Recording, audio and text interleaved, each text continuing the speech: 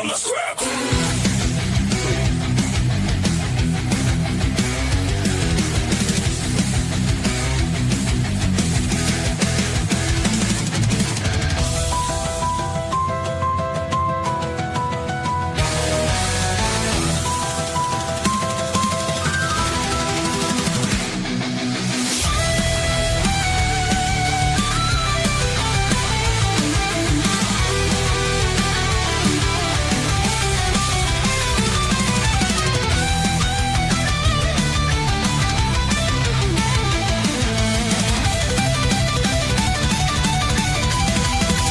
Shooting from the script.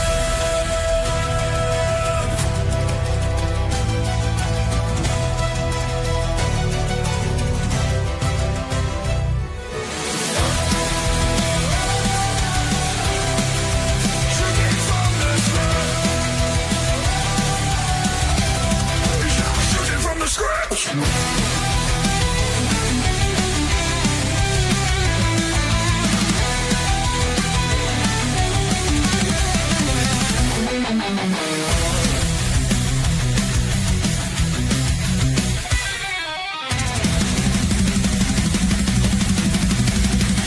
Shooting from the script. Shooting from the script. Cody, yeah, let's go. Ah, man, missed the intro. You know what?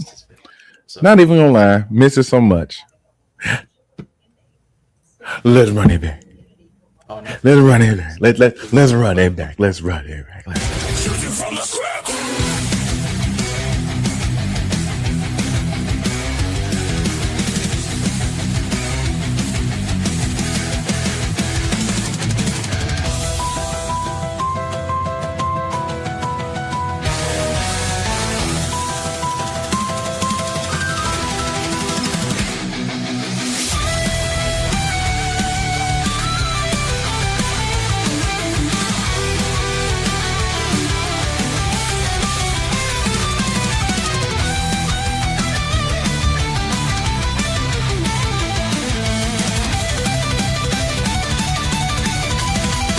Shooting from the script.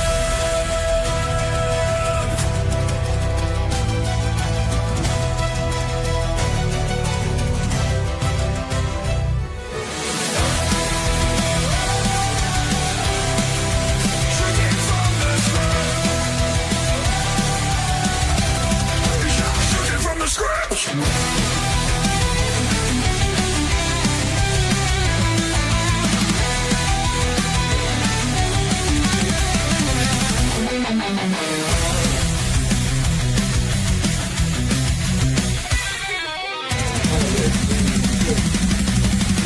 Shooting from the script.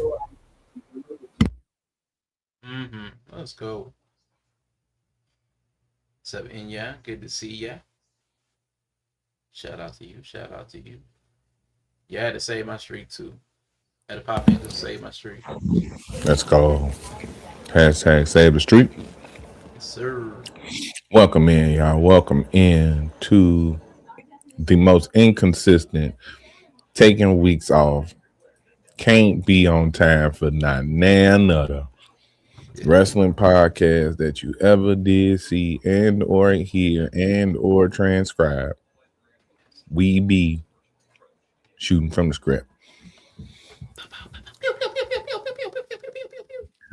I am one half of the team, the voice of C3 Ultimate Wrestling, the voice of IPW, just the general voice of Midwest Wrestling in its entirety.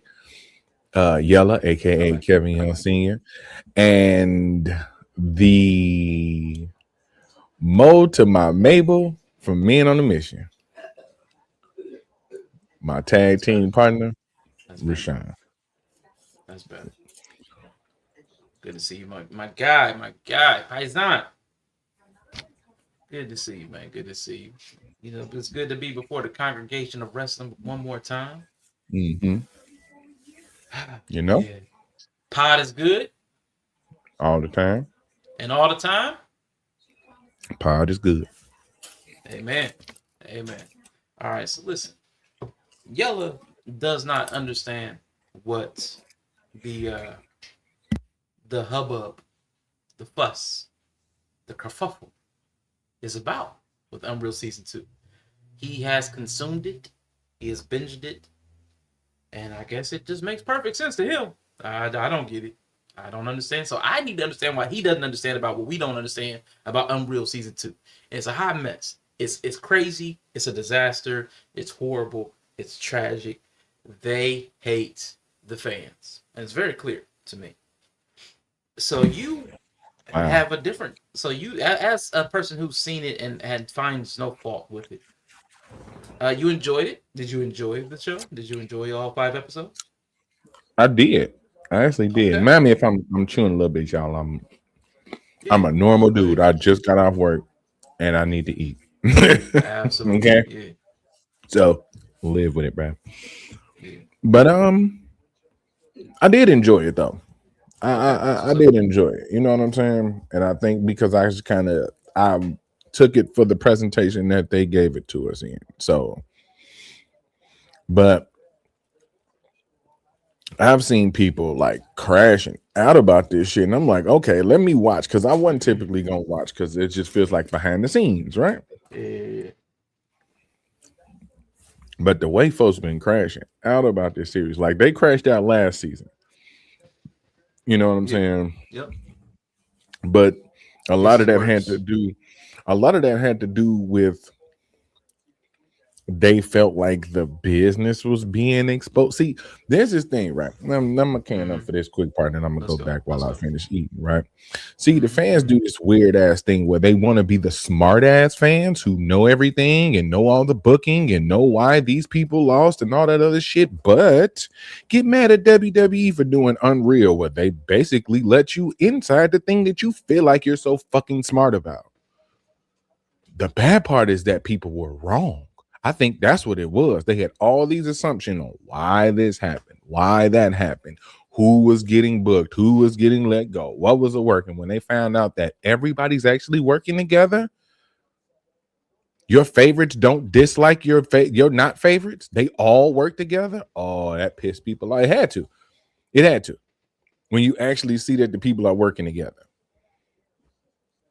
So yeah, I'm here and I'm willing to be the person who actually enjoyed the show. Okay.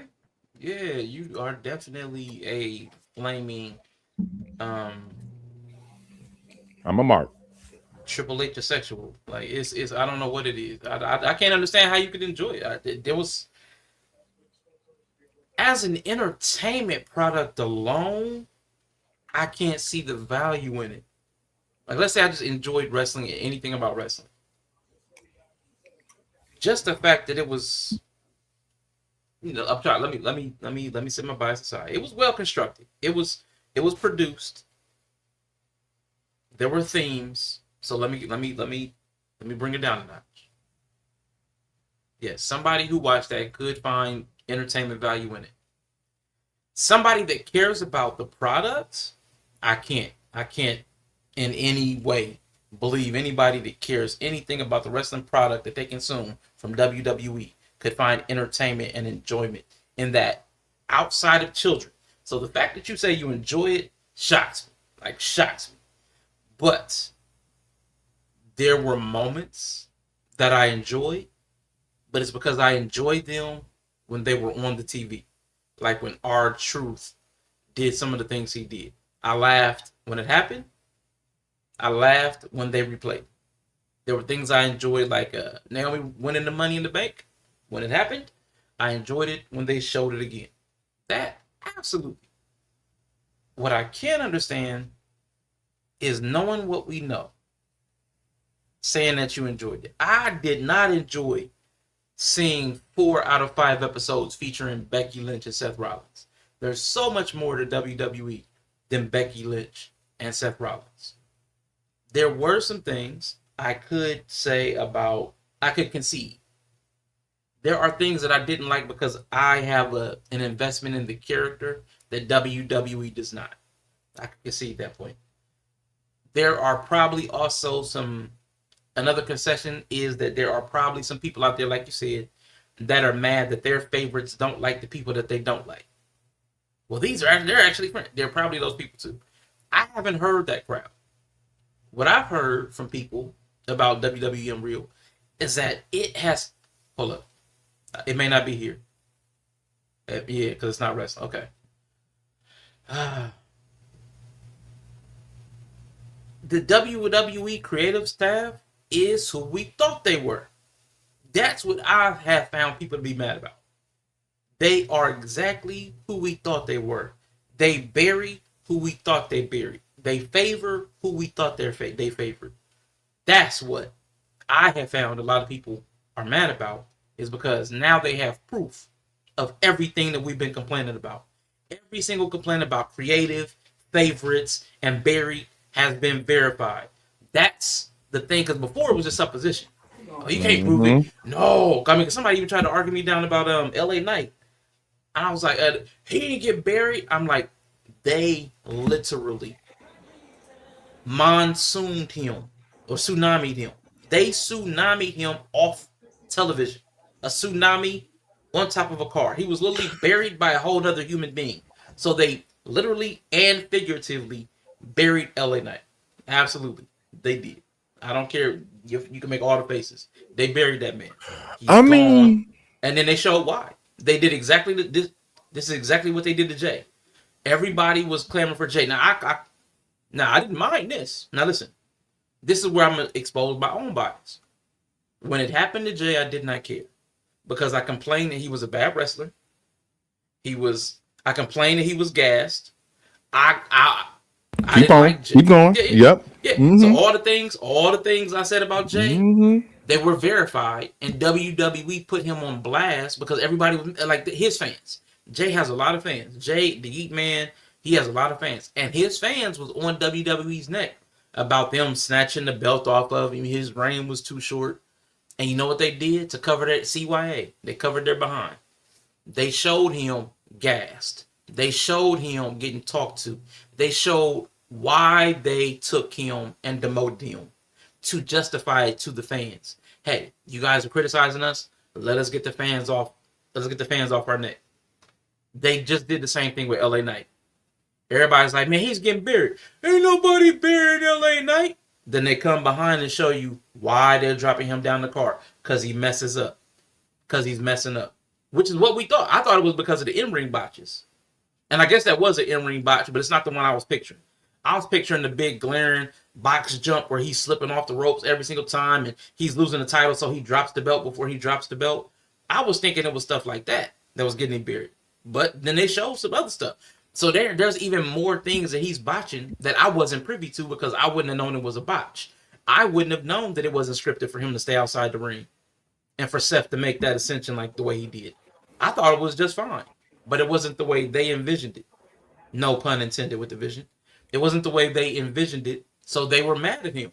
They scolded him right there, and they aired that. They chose to air that segment. They didn't have to. How many episodes? That was a choice. There's 5 episodes. I missed the scolding part. I might have missed that part. Oh, when did he get scolded for? As soon as he walked backstage, they sat him down. What happened out there? It was supposed to be this, and they basically walked through the beats. You were supposed to do this. You were supposed to do this. You were supposed to do this. You were supposed to do this. Then it builds to a crescendo. Blah blah blah. You fall. Blah blah blah. So I mean, they walked step by step. I missed the men's Money in the Bank. Men's Money in the Bank. Yeah. Okay, I missed that. Yeah, I might have missed that part. Remember, I was at work. I think I got it. I think I roughly consumed about 99% of it. Yeah. Okay, so I ask you a question, right? Yeah. So traditionally, the term buried has been used for a wrestler who should be in a certain position, who's really good, but being held back. How is somebody who's bad at their job getting buried? Again, we didn't think he was bad at his job. You called it out. You called it out several times. I hate that box jump. Yes. That he botches. Right. Okay. So mistakes happen. That doesn't make you bad at your job. Mistakes happen.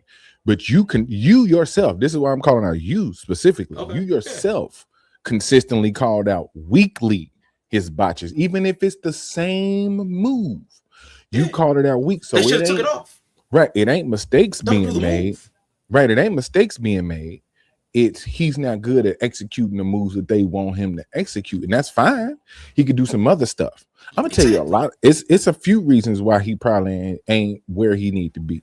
One, Okay. that weak ass finish, bro. BFT, the Rose Plant, those are the stupidest damn finishes ever, dog. Ever.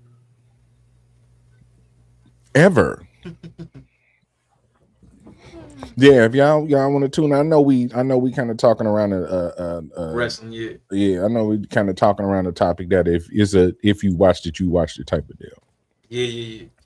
But basically, Unreal is a WWE product where they show you the behind the scenes, how everything go down, how matches is put together, and all of that. Yeah. And before I do go just into like dragging this dude for filth, man, like if he was gonna be that dude, he'd have been that dude already. Like, bro, almost 45 years old. Y'all want to give him this? Y'all want to give him this push or give him this new guy run or like it is over? B, like him and John Cena are damn near the same age. You know what I'm saying? So like it's weird when you talking about a nigga getting buried when he got scolded for fucking up. He didn't do right. He didn't go out there and do the match how they asked him to do, and then they came back and gave him unfair critique. No, you went out there and fucked up, and you consistently fucking up.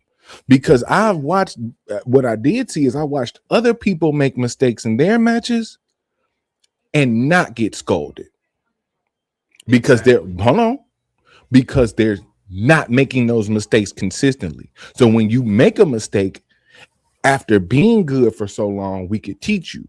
Like Lyra, right? Lyra had a good momentum going. For them, they had good momentum going. When she messed up the SummerSlam match, she didn't get scolded. She didn't get drugged across the coals. You know what happened? She got talked. You know what I'm saying? She got talked to. She got encouraged. She got motivated because she don't always mess up. I didn't realize how consistently good she was. She's boring as all hell, but she's good. You know what I'm saying? And as long as she got their respect, I'm not the one writing a check. You know what I'm saying? I'm not the one putting her on TV. If they think she good, at some point I gotta understand that there's something there. You know what I'm saying? But you too old to be. You're too old at this point. Mm-hmm. You know what I'm saying? You're too old. You're too old to keep making them mistakes. We can't put you in the main event scene and you can't even get the finish to the Money in the Bank, right? You can't even get a finish that you're not even in necessarily, right? You're not winning it. You're just a part of the finish. And you can't get that right? Nah, we good. I'd be pissed too.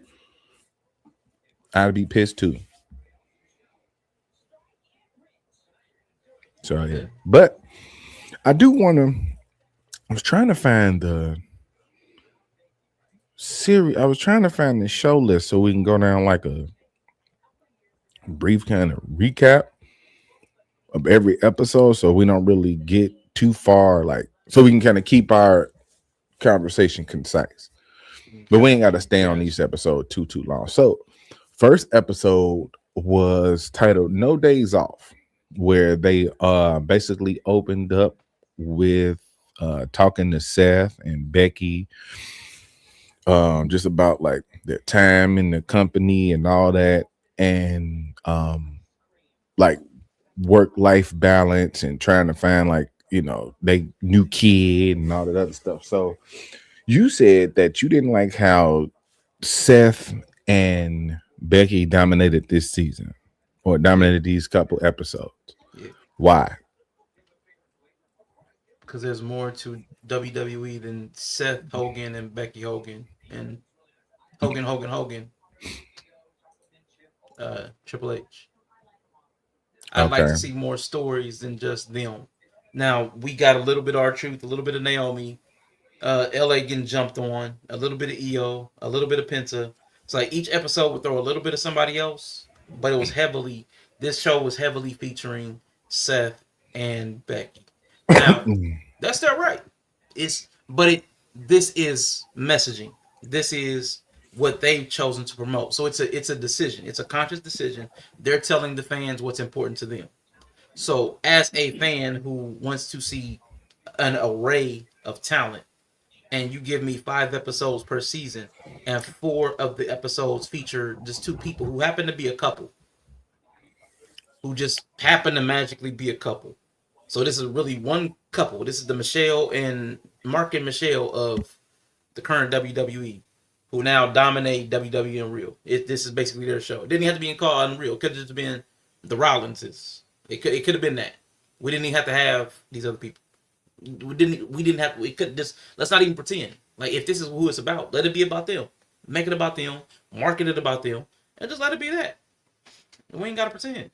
We ain't gotta fake it. We ain't gotta phone it in. We ain't gotta do the Rooney Rule. We ain't gotta show a couple of minorities, give them 2 minutes here. We ain't gotta mix it. Let's show one Asian. Let's show one Mexican. Let's show 2 blacks, and then the rest is all Becky and Seth. Like, let's just lock it down. All Becky and Seth. Let's give them the DEI push. Let's sprinkle some DEI on it. No DEI. De-icing. Let's put some de-icing on this cake. It's all gonna be Seth and Becky. Yeah. Okay. Yeah. Okay. So I hear you. Mm-hmm. If I hear you, and I would agree with you if the show wasn't presented in a certain way. Right? Okay. They're covering a particular time frame. Mm-hmm. They're covering, like, what was it? I think it was probably like a month or so. It was from Money in the Bank to Mania through SummerSlam, basically, Mm-hmm. right? They were the focus of major stories at that time. Now, I hear you, but when I look at the synopsis of season 1, they weren't mentioned at all. So you're getting an array of people. You got all the people you had to watch season 1. You got multiple stories season 2. But their story is a through line, because they're telling essentially the longest, best story in the company, with Seth being on his fake injury thing. How building division was an important moment. That was an important time. Like, all of the details, all of those moving parts, because you got to tell Seth's story through Seth. Then you got to tell Seth's story through Becky, because that's 2 different parts of the story.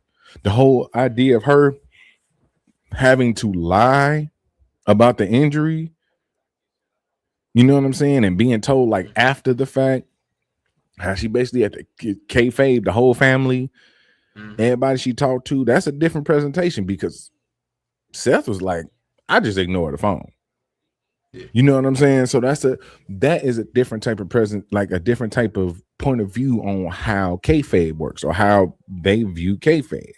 She can't kayfabe, because genuinely she can't kayfabe her family. She's saying, like, I can lie to the fans. That's part of the business. I can't kayfabe my family. He's like, fuck them niggas. Right. So I don't mind the story of them being covered through, because as much as I want to agree with you, their story wasn't the whole. It was 3 people to me that was covered throughout the whole story of season 2. I count Seth and Becky as a couple. Mm-hmm. I want to say maybe like R-Truth had it through line through the whole season. Paul Heyman was very involved, and I didn't see the first season. Okay.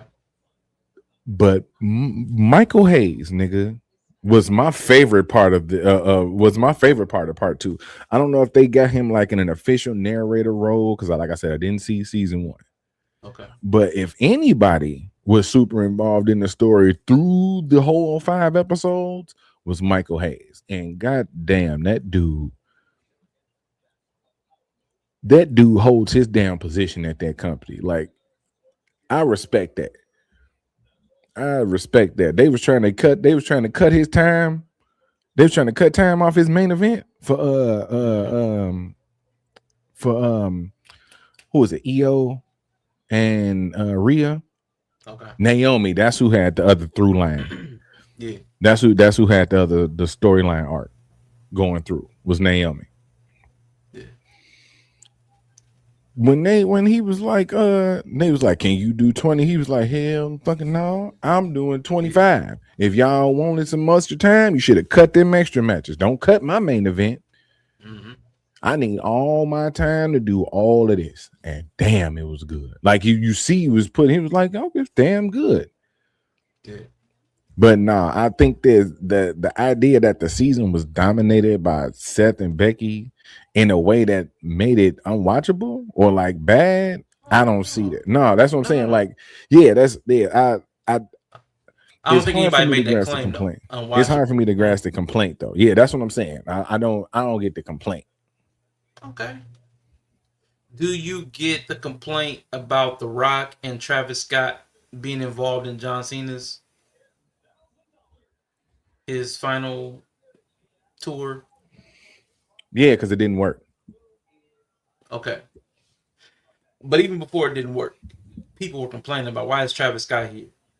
Like, I get The Rock, but and everyone's like, well, The Rock got to insert himself because he's just got to be in everything. He's just going to keep inserting himself for everything. He's got his daughter as a GM. Like, when certain people are prominent and they don't necessarily have to be, I've just always known that the people feel away. I've just always known that to be a thing. Like, that's right. I mean, if they're marketable, if they make money, I get it on the business side. But that doesn't mean the fans have always enjoyed it. So I'm just saying that there's been a consistent drumbeat when somebody's kind of pushed to the forefront, even above and beyond what makes sense. Like the problem with Cody. Like, why are we okay? It was a good story. Finish the story, great. Now we're milking it. Like, we're doing too much here. So he's supposed to be the man of the company without being part of nothing, right? He's supposed to be the face of the company without being a part of shit. Who you talking about now? Cody. No, they've made him QB1. I'm talking about the fans' opinion. I'm speaking for the fans who are complaining because even you can be the face of the company, but how the face of the company is presented, where they're presented, all that stuff matters. That stuff matters. So he doesn't have to open with a boring monologue every show. What do you want to talk about? So how you represent your face matters. If you don't want your producer dancing all up in your videos, how presentation matters. It's messaging. It sends a message. So if you have an Unreal episode, if you have 5 episodes, and it's an ensemble cast, it's in sync. It's in sync, but Justin Timberlake sings 4 parts, and then the other 4 cast members all harmonize on one part. And that's when they were great. As soon as they start letting that motherfucker Joey start singing, as soon as they start letting the other 2 niggas start singing, the shit went downhill. As soon as JC thought he can fucking go do some shit on his own, shit went downhill. And that's why the only nigga who ever was successful out of NSYNC was JT, the nigga you keep talking about, the Cody Rhodes of NSYNC, nigga. That's exactly why. Soon as Joey Fatone was like, yeah, maybe I can go out here and dance. No, nigga, take your fat, bloated, Master Choli eating ass the hell on somewhere. Then the other nigga Chris started to want it. The dude Chris from NSYNC, the C, he basically LA Knight. No, nigga, take your ass on somewhere. You are too old for this, bro. Yeah, well, listen. Some of us want to see the entire group. Ain't no. Nobody ever went to NSYNC to see all 5 of them niggas. No, hell no. Otherwise, they would have just been Justin Timberlake from the beginning. They formed a band for a reason. They formed a group for a reason, and some people go for the group. And of course, when you split, some people will go with Justin Timberlake. Some people will be like, I want to still listen to NSYNC albums. Nigga, majority of the people gonna go with Justin Timberlake. It ain't like some of them. Some, okay, majority. I mean, it don't really matter. I'm just talking about there are some people, however big the sum is. Because I'm one of the people. I'm represented in the people that are like, I don't like this direction. Right. Yeah. Right. I'm also aware that a lot of the people who are hypercritical of this, there's very little that's gonna please them. There's very little about the product that's gonna please them. Yeah. So don't become James, because now you're watching it in the eye of you're watching it through James' eye. That's what we're gonna call it. Yeah. Don't be a James. Like Listen. it's fine to watch it being critical. I get that, because everything ain't gonna be good. That's just the law of the beast. You know, it's just the nature of what we're dealing with. Everything not gonna be good. But don't be a James. And I'm so glad that I actually got a person to scale what I feel about it, like to scale it to, right? Nothing makes James happy. Mm-hmm. James watch wrestling like he don't like wrestling. Like he don't like wrestling. Yeah. But he watches it and critiques it. Mm-hmm. Bro, do you hear me critique AEW? No. Because I don't watch it. Yeah. Because I don't fuck with it. I also don't have too much negative to say about it because I don't watch it. Because it's not my type of shit. That's the second biggest company. It is. Yeah. I don't watch it. I'll watch TNA every now and then. Mm-hmm. I hardly watch WWE, but that I will watch. Yeah. Whether it's I've been watching it forever, whether it's I'm invested in the stories, whatever. Yeah. But I'm not finna sit up here and shit on AEW all day. I'm not finna watch AEW to criticize it. Oh yeah. Like I listen to Jim Cornette. Why do you watch AEW, bro? You don't like AEW. You don't like nobody over there. You don't like nobody over there, bro. You don't like you like 2 or 3 people. Just watch their clips. You don't have to watch the whole show. Because you getting on our nerves watching some shit you didn't even need to watch, apparently. That's why I turn them niggas off. The only people that watch them are the people that want to be in that vein. And unfortunately, we're in a world and a time where negativity is what make the bucks. Negative, everybody want to be negative. And that's not to be super positive, but you can't, why are you starting with negative? Like if your first step is negative, I can't fuck with you. Your first approach to this shit is I ain't like it. I hate it. I can't stand it. Why you watch it? Because these 5 episodes had the same feel. So you felt that episode 1. Why watch episode 2? You felt that episode 2. Different. Why watch episode 3? You know this company though. Like this, and this is the thing, right? You know that this is a product that's consistently made you feel this way though, right? Not Unreal. I enjoyed season 1, but it exposed the creative process was a problem. Season 1 was different. Season 1 had more variety as far as characters. There was nobody that was super dominant. Even Cody wasn't super dominant over the entire season 1. Even Cody, QB1 wasn't dominant over season 1, and he's headlining WrestleMania. Well, they was covering a lot of the John Cena heel turn stuff, right? They was doing a lot of that season 1. Yeah, they was covering a lot of that. Like Rhea and all that. Yeah, they was doing the build up to Mania, so that was covering the Rumble, Cody. You know what I'm saying? Doing this thing, the Elimination Chamber shit. So like, that probably covered a lot of John. You know what I'm saying? I mean, it was a lot of people. There was CM Punk. There was John. There was, I mean, it was everybody. Like it felt like WWE. Like I saw Bianca, Rhea. I saw CM Punk. I saw Charlotte, Jay. Like again, there were just so many people. Cody. There was so many people that were discussed and shown and participated, and I felt like that was a product, but it just exposed the writing room.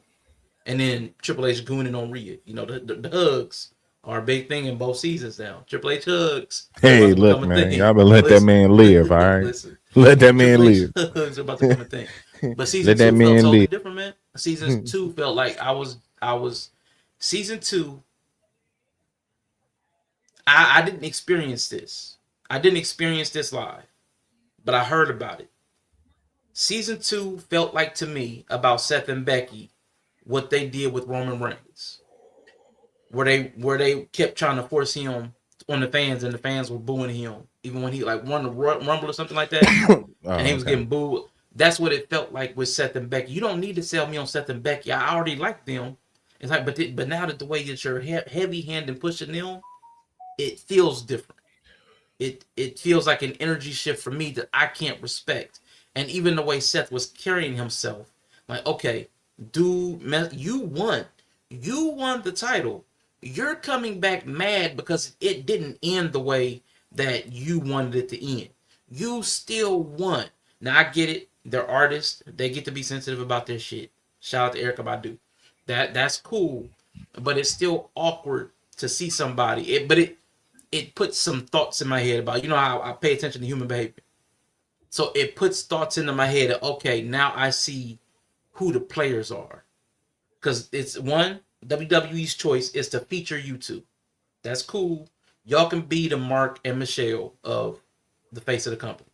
I don't even mind it because I've warmed up to Becky. I've started to like. I didn't like her before. I like her now. I've warmed up to her. In-ring product is what it is. That's been the position for a while too. But I like her character. Yeah, she's been pushed for a really long time. I didn't see all that. I missed all that. Yeah. And I only saw Seth his run one time. That was his most recent run when he went out for the injury after the whole Shinsuke stuff. Which to me, because of the time that I saw it, it looked like he was a good worker and earned it. But then when I start seeing stuff on the back end, and he's consistently in the forefront, they're consistently winning titles that don't make sense. You're coming back from pregnancy, and they're pushing Bayley out to give you the tag championship. You get the IC championship. They do this whole thing to push Maxine, and then they take it back off of her, put it back on Becky. Then then it's like little breadcrumbs, and eventually I'm building up a slice. Like now I've got a slice of it. Y'all look like the favorite. And yeah. But then it's like the politic favorite, not like just good, which is fine. They're good. I like that. Yeah. Okay, but again, it's okay for me as a fan to see somebody being heavily favored and not like the favoritism. I'll never feel bad about that. I don't like the way they're heavy-handedly promoting them when they don't even need that much promotion. There are people that could use the rub. There's people that could use the promotion. There's people that could use that time. There's people that you could see, well, this is what we were trying to do with them, and it didn't quite land. There's so many people that they could have given us. Like who? Anybody. There's a whole. No, you can't just say anybody because we're not. But I can. Hold on. Because I can't go back. Hear me out. I want to hear why I say you can't say everybody. Okay. Name too many people. Ain't no. What did Tozawa do in the last 12 months that he would have been featured on Unreal about? That's exactly the point. He wasn't on any of the WWE products. We could have found out what him and Otis do. We could have found out what. Give a shit. I do. I didn't follow them niggas on Instagram. Follow them niggas on Twitter. Nigga, that's what you want. Follow them niggas on socials. Shit. So that I could be fans of them and never see them on the product, so I can just be frustrated. Why don't they never feature you, Tozawa? Why do I don't want to further set myself back. But to the point, I don't want to be James. And I am, no pun intended, wrestling with, I may have to quit watching WWE. Because what this series showed me was that everything that they value is not what I value. It's gone from like, okay, creatively, they're bankrupt in season 1. Now it's like, for me, ethically, they're bankrupt. So creatively and ethically, we're unaligned. So even if there's people I want to see, even if there's characters I want to see, I can't trust them with my time. Unless I just want to throw it away. Unless I just want to piss it into the wind. I won't give them that. I can't do that to myself. So I'm going to continue with AEW, and I'm probably going to only do WWE if and when I choose, and if I can break the habit, because I've made it a habit now. That's the other issue. It's become a habit. So now that it's a habit, now I have to unhabit it. Unreal, I've got to make WWE. I've got to unhabit WWE. You got to unhabit. You got to make it unreal for you. Mm-hmm. You got to unreal it. And that's the hard part. Now that I've made it a weekly part of my schedule and kind of what I set time to, well, my week is kind of divided by wrestling events. I know what happens Monday, Tuesday, Wednesday, Friday, Saturday. Like I've got 5 of the week days mapped by wrestling. And now that Yeah. TNA is on Thursdays on AMC. Now that you can find it, right? Yeah. So it's like I can work towards that. That's my goal now, is to get off WWE, to WWE myself off the product, because it's not for me anymore. I can tell that. We don't have the same sensibility. We don't care about the same things. We don't care about variety. We just do not care about creativity. They want pops. They want moments. They can have it. Okay. They can have Let it. me meet you halfway, right? Okay. Because I understand your concern. Mhm. I do. So let me meet you halfway, right? Because it wouldn't make sense for you to stop watching the promotion with people that you would just like to see.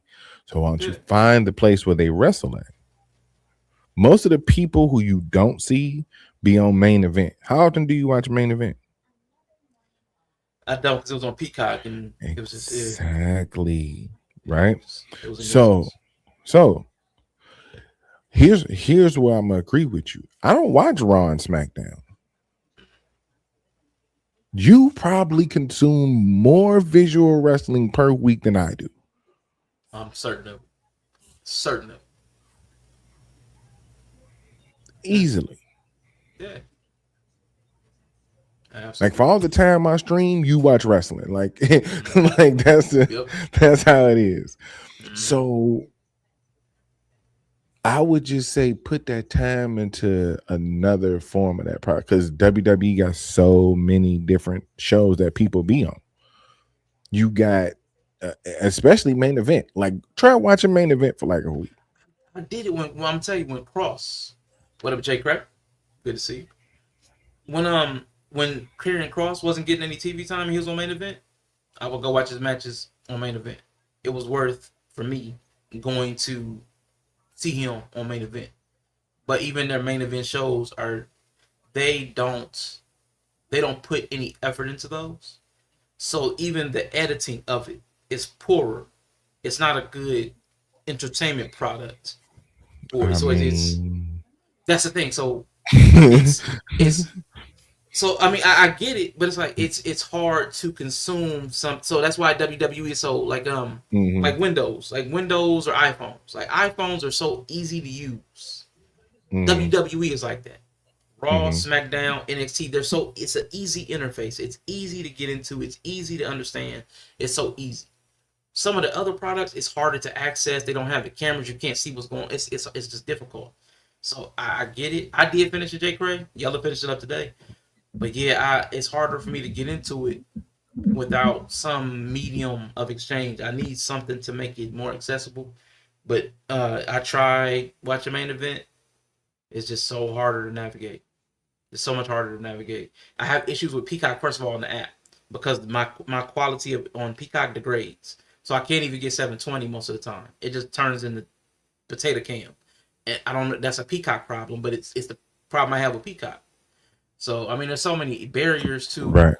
And there's too many barriers of enjoyability with other versions of product. So like again, like TNA couldn't even find it. So the barriers of enjoyability, even if it's an enjoyable product, I can't for different reasons. So yeah, so that's where I'm at with it. But I hear you. But I think it's probably just for the best, man. It just might be that time. It just might be that time. No, I'm with it. That's why I was saying watch Main Event. Yeah. And watch it for like schedule it like you schedule Raw. Because do you watch Raw for any particular person? There's a few people on there I watch. There's a few people on there I like. I like Judgment Day. I like the New Day. I don't like the direction of any of it. So it's it's probably just that time. It's just I haven't just fully made the decision and committed to cutting the cord, but it's feeling like that. Yeah. I ain't mad at you. Yeah.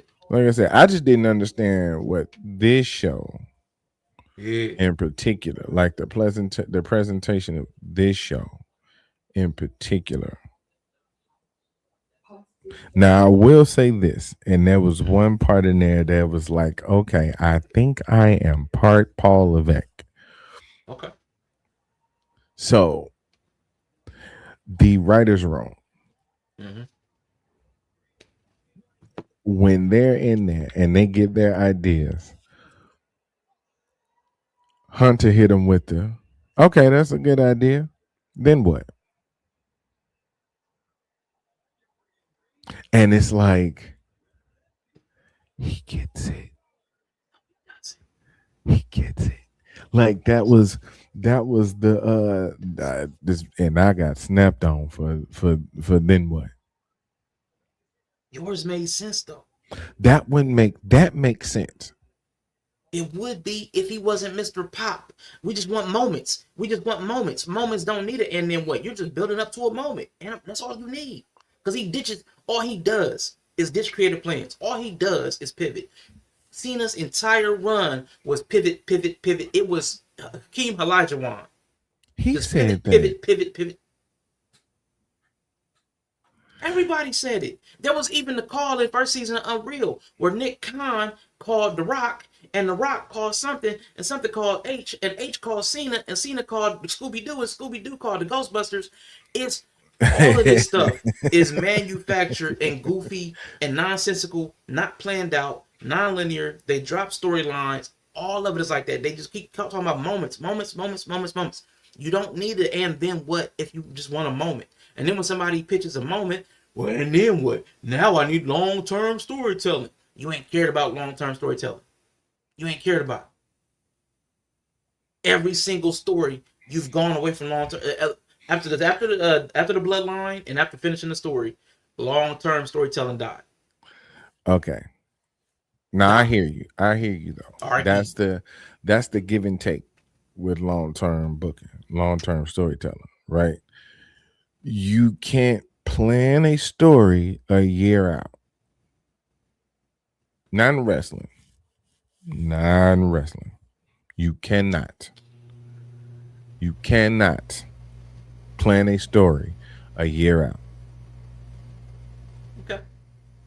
You can hope some shit happens, but you cannot plan out a story that involves any multiple amount of moving parts and hope that that shit goes perfectly. You got injuries, you got contracts, you got different plans, you got the fans' influence. You can't do that. You can do long-term storytelling where you have a character and another character, and we're gonna send y'all on a journey, and wherever it leads y'all, hopefully it gets y'all to this point. Sometimes you got to book it backwards. Sometimes you got to start with the ending. All I know is we want to get here and we have this amount of time to get there. How are we going to get there? Or how are we going to work our way backwards? But it's unique to what we do. And it's weird saying that because I do this. It's weird saying that. And you do it too, in a sense. Like, it is unique to what we do because look at like C3. Mm-hmm. You know what I mean? Different branches of that board story that's been told. Like, it started in a whole different way. But that story was years in the making. It took years to tell. Now, thankfully, with time and how he planned out his shows, you can be more concise because you're doing show to show to show. But if I'm giving you 52 shows, matter of fact, I'm giving you 104 shows a year on TV, plus specials, plus pay-per-views. Bro, I can't tell you a consistent story all the time. I stream every day. None of my streams would make sense if you watched them all like in a row. Like if you watched them all in a row. I done started shit, cut it short. I done started playing games, cut that. You said it yourself. You was like, nigga, let me know when your next game cycle coming up. When you get bored Right. of what you, Yeah. because you can't plan. I can only think like I want to be a streamer. Like I want to get to a high level of streaming. How I do that and how it gets there, it's going to vary. Now, with wrestling, you want it to be that way. Like I get it. Like, because they missed a few opportunities. Yeah. They did. They didn't double back with John and Ron. They didn't double back with that. We didn't get the rematch. Nope. And we can get into that whole thing, and we can get to that whole, because I want to talk about that R-Truth situation for real. But it's the same but different problem they was having with Vince McMahon. Vince McMahon would tell a story like a nigga who prematurely ejaculated. What? It's the best way I can tell it. It's the best way I can tell it, bro. It's the best way I can explain it. The story would go so fast.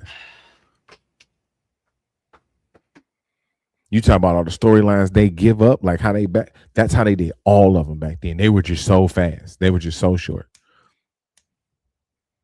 There was no long-term storyteller. That's why when Triple H took over, it hit different. Now, what I will say is this. I think the honeymoon phase has been over for about a year with Triple H. Mm-hmm. And people starting to be critical. And I'm glad that's happening too. But it's this also this thing like, well, what about you that stopped liking it? Because I don't really see no difference in their storytelling as in the last couple of years. I don't see. It's all been inconsistent. The Bloodline story, Jesus Christ. You know what I mean? Inconsistencies in the Bloodline story? Well, yeah, but it's a little different. It's a little different because also this, like for me, I can't speak for everybody else in IWC. I can't speak for the internet wrestling community. Mm-hmm. I can only speak for me because I'm recently back to wrestling. Right. So like the Bloodline story, I didn't see any consistencies because I ingested it in a couple of days. You remember what I'm saying? You know what I'm saying? I saw a playlist. Right. Yeah. You binged it basically. Yeah. So it all kind of made sense. I guess if you watching it in one big chunk, yeah, but watching it week to week, it felt so disjointed. Yeah. I mean, so our experience of the product is different because over time you've been consumed. Like it's like somebody that watches somebody grow. You're with them every day, so you barely see it. You barely notice they grow, and then there's somebody that just came out. Oh, you done sprouted up. Mm-hmm. And I get caught up. I get caught up on a couple of years, so everything seems like it's going. But then I see you next week, and you doing. I thought you said we was back on track, and you was doing this. Well, nah, cause I thought my mistake. You know what I'm saying? So yeah. Okay. All right, Laura. Good job. Let's go. Yeah. So I hear you. I understand. But again, I can only really speak for myself. As far as somebody who likes creativity, I already had the problem with like WWE. Right. But then a secondary problem is emerging, and I just don't even want to be a part of it. I don't even want to. I mean, we've had the whole black, and then Latino and Asian issue. Yeah, Triple H doesn't see color. Like so, the problems are starting to stack. Like, and it's starting to get like we can't sweep it under the rug because now the rug is off the ground. You know what I'm saying? It's like there's no point in having the rug. It's a lump in that motherfucker. Yeah. You know what I'm saying? So now the rug is up on one side, and you can't even put it down. It's like it's not even worth it no more. I can't do it, man. So like I said, I feel like it's that time. But we can talk about any next part of the show you want to talk about because I got nothing but problems. I wasn't even going to talk about it. Which I gave up. And I was like, you know, I don't even want to talk wrestling. I don't want to talk about Unreal because man, I really felt disappointed. I was really, as a fan, dejected that I'm never in the near future. I'm not going to be able to enjoy wrestling like I did for about 2 years. the WWE product. For about 2 years, I was really enjoying it, and it's that time's over, and that's okay. Things, phases move on, things changing, businesses change. It'll be okay. I'll be okay. Wrestling will be okay. Yeah, it's all okay. It's all okay. It just ain't for me now. It's like when they change the recipe at they change the recipe of some food you like, and you can't rock with it no more. Like, this ain't. Yeah, and that's okay. Yeah, Yeah, that's all that, it is. yeah. Because that's essentially doing the thing that, like, I suggest. If it ain't for you, don't click on it. Yeah. Don't click on it. If you ain't feeling it, don't click on it, bro. Because Yeah. it'll sour your taste on the whole business after a while. You don't want to be that jaded ass. You don't want to James. Yeah. Don't James. Cause I'm enjoying AEW. Like I've been Mhm. enjoying the mess out of that. So Mhm. it's like, Mm-hmm. let me stick with that. Yep.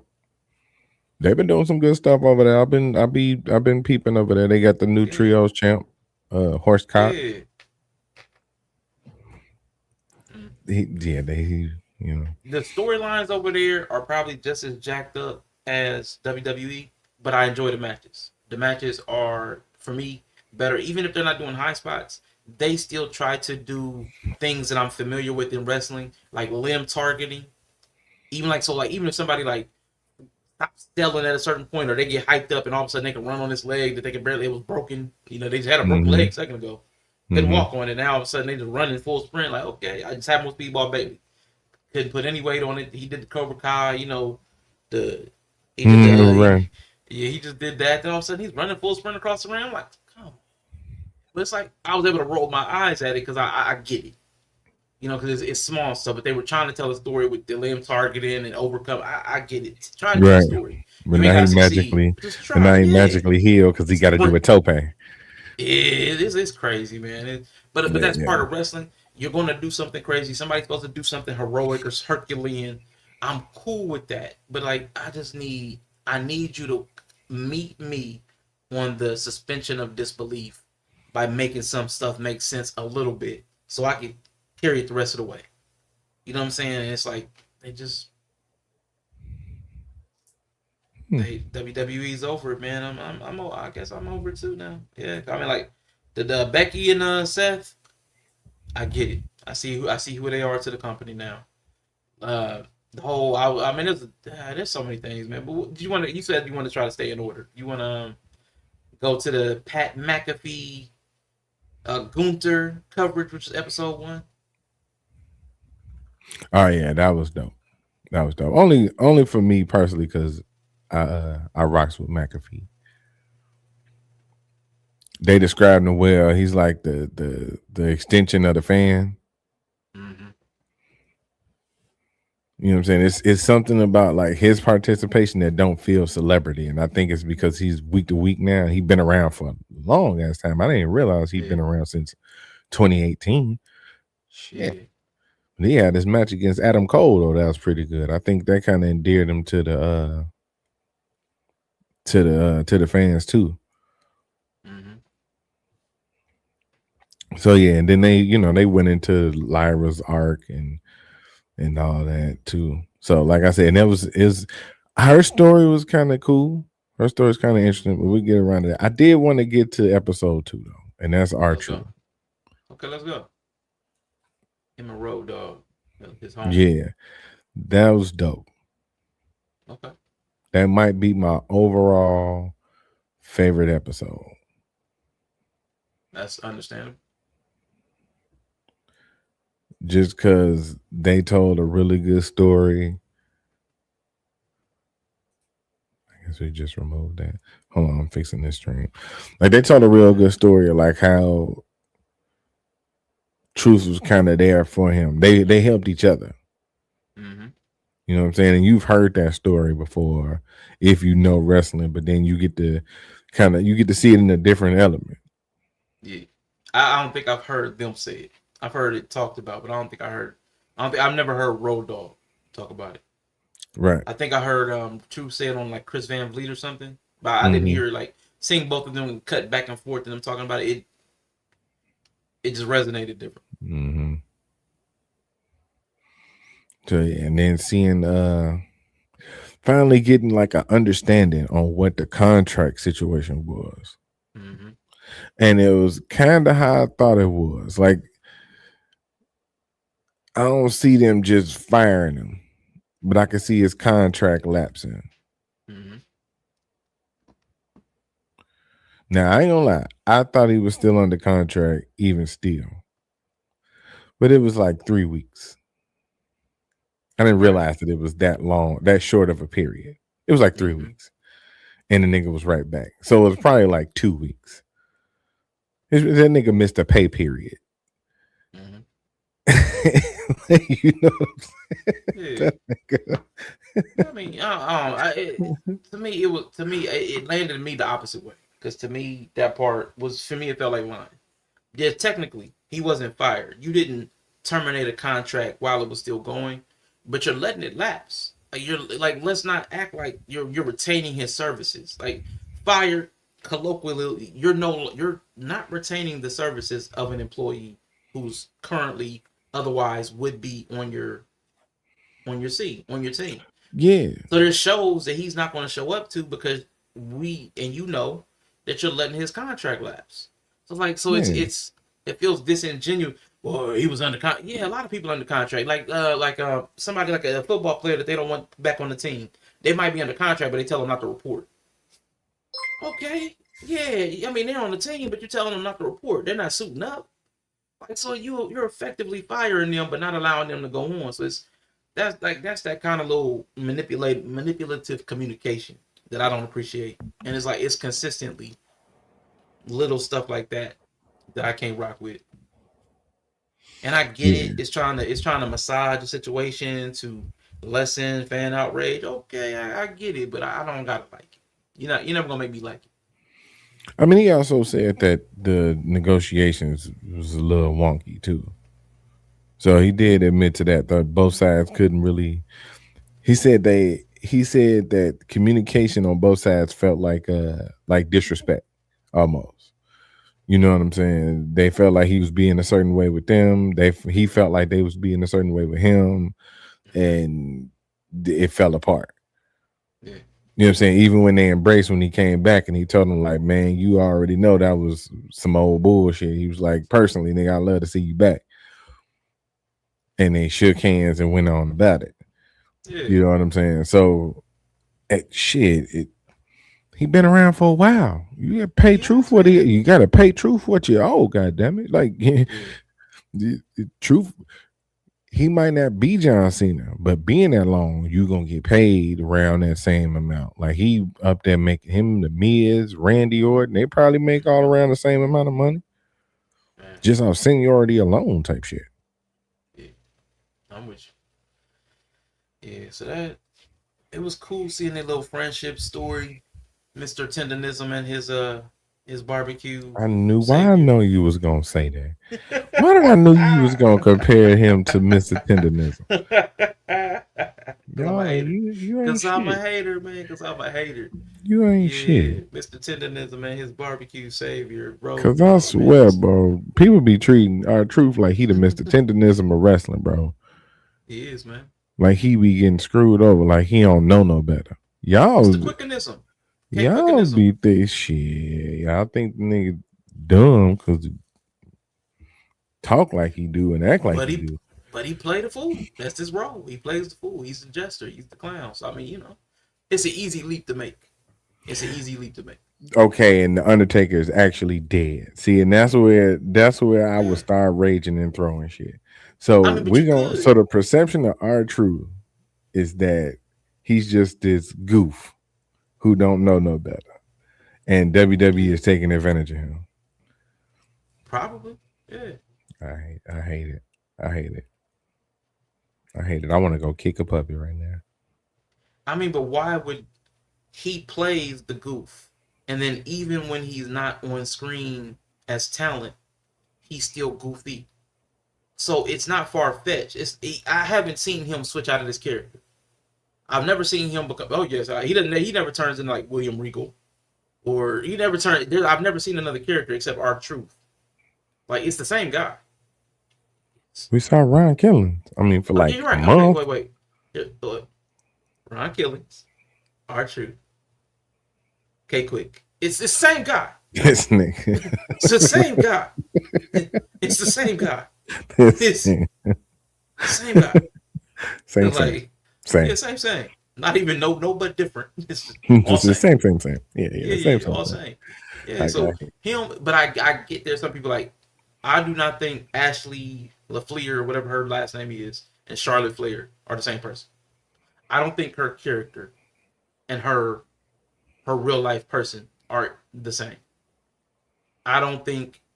I think Jimmy and Jay are probably close to their real self. Nah, it's some people that play their real self. Yeah, They are actually them. yeah, Just exactly. wrestling. Yeah, for sure. Yeah. I I feel think like our that's truth what is really him. I think he's really cool. I think he's really funny. I think he doesn't take stuff too seriously. I think he's so thankful. And this is what happens. This is an archetype. And I'm not mad at it. I just understand it. The tap dancing, minstrel, sambo, shuck and jive dude. Black people are embarrassed. The people care that the people that have like a respectability, Mhm. racial esteem, they're offended by people like R-Truth. I don't know if you. I want to say it might have been Soldier Story, and the sergeant kept riding that one dude. He's country. I can't stand that country Negro. He just kept riding. He ended up killing him or something like. He ended up killing him. There's some people who really just can't stand somebody that'll perform in front of white people as the clown, the dancer, that don't entertain white people, don't use black skills and talents to entertain white people. I understand where that comes from. You know what I'm saying? But I also don't hate on people who go get that money. So R-Truth go get his money, Ron Killings go get his money. I don't care. I don't think he cares who he performs in front of. I don't think he cares. Same thing with Mr. Tenderness. I don't think he cares who's coming to eat the food. I honestly don't.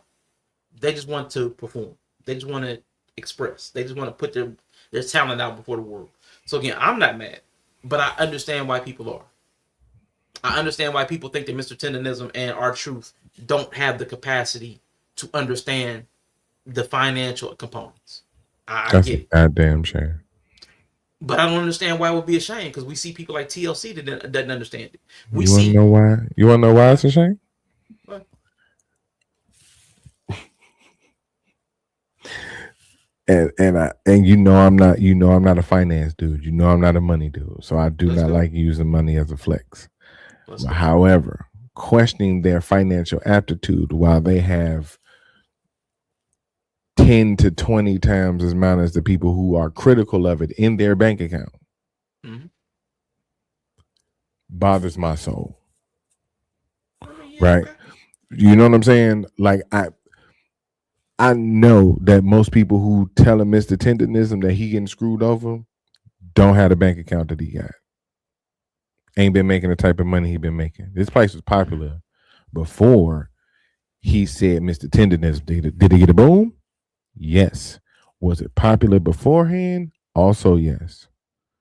Remember, he just got popular like towards the end of the summer in the last 6 months. That place has been running the last 4 years, 5 years. People been going there. It's a steakhouse in a white ass part of California where people got money.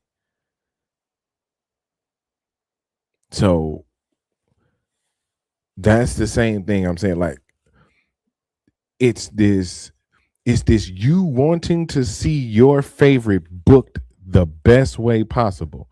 But if somebody else's favorite is booked the best way possible, you throw a hissy fit. And that's not like a shot at you, but that's how I see it. Even Like, if it was, yeah. like you know what I'm saying? If it was me, I'd hissy. His nigga say hissy. Hissy. You know what I'm saying? I embrace that. Yeah, Right. hissy fit. Right. And that's all like day. that's a lot of the complaints I hear Yeah. about like that type of shit and wrestling. You know what I'm saying? Cause Drew McIntyre is supposed to be the champion. He's getting buried and he loses this match and loses this match and Cody wins everything and this, that, and the other. And guess what?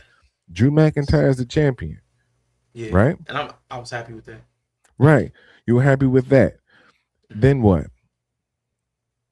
We don't need to do anything. He needs to take You the ready next to 60 stop days watching the off. product now? just No, like- hell no, like nigga. Cody. Nope.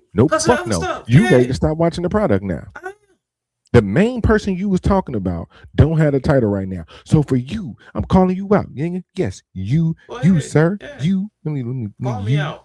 You, Yeah. you, sir, and many others, because you represent one of them people who just hate Cody, and I get it.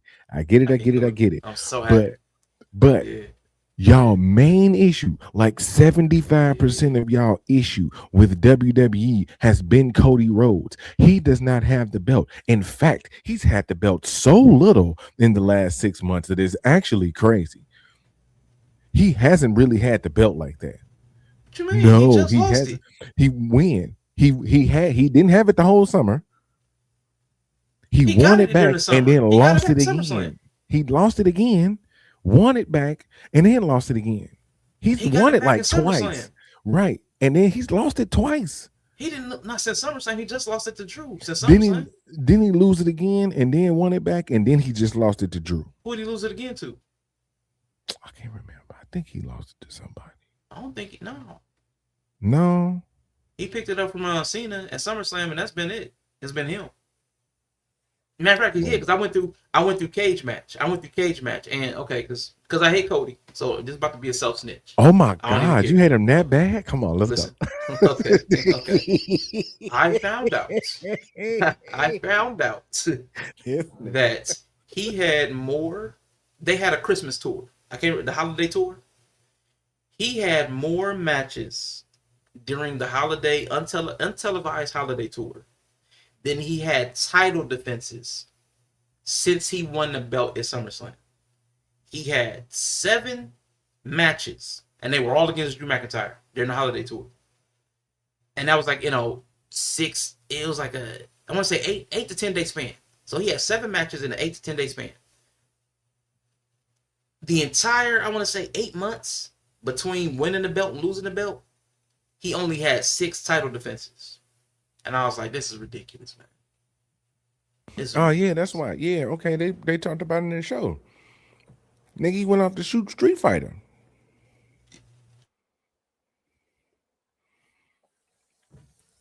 That's why he was gone for 6 weeks. He went out to shoot Street Fighter. They take the belt off the guy, man. Move the belt No, around. why? Why? Drew could have had it since SummerSlam. Dude, And if you want to back on Cody, Punk took a whole chunk of weeks off to go shoot that what's the name movie. listen. I That, just want consistency. That vampire movie got coming out? I don't know nothing about it. Yeah. It looked like it's gonna be good too. It's called Night Patrol. Okay. Yeah. Yeah. It's like it's not a spoiler because they show it in the trailer. It's like the police Night Patrol, like supposed to be vampires and shit. Okay. So yeah, I guess this is the time that the city fight back. And they gave away most of the movie in the trailer. So Trailer. Yeah. Okay, well.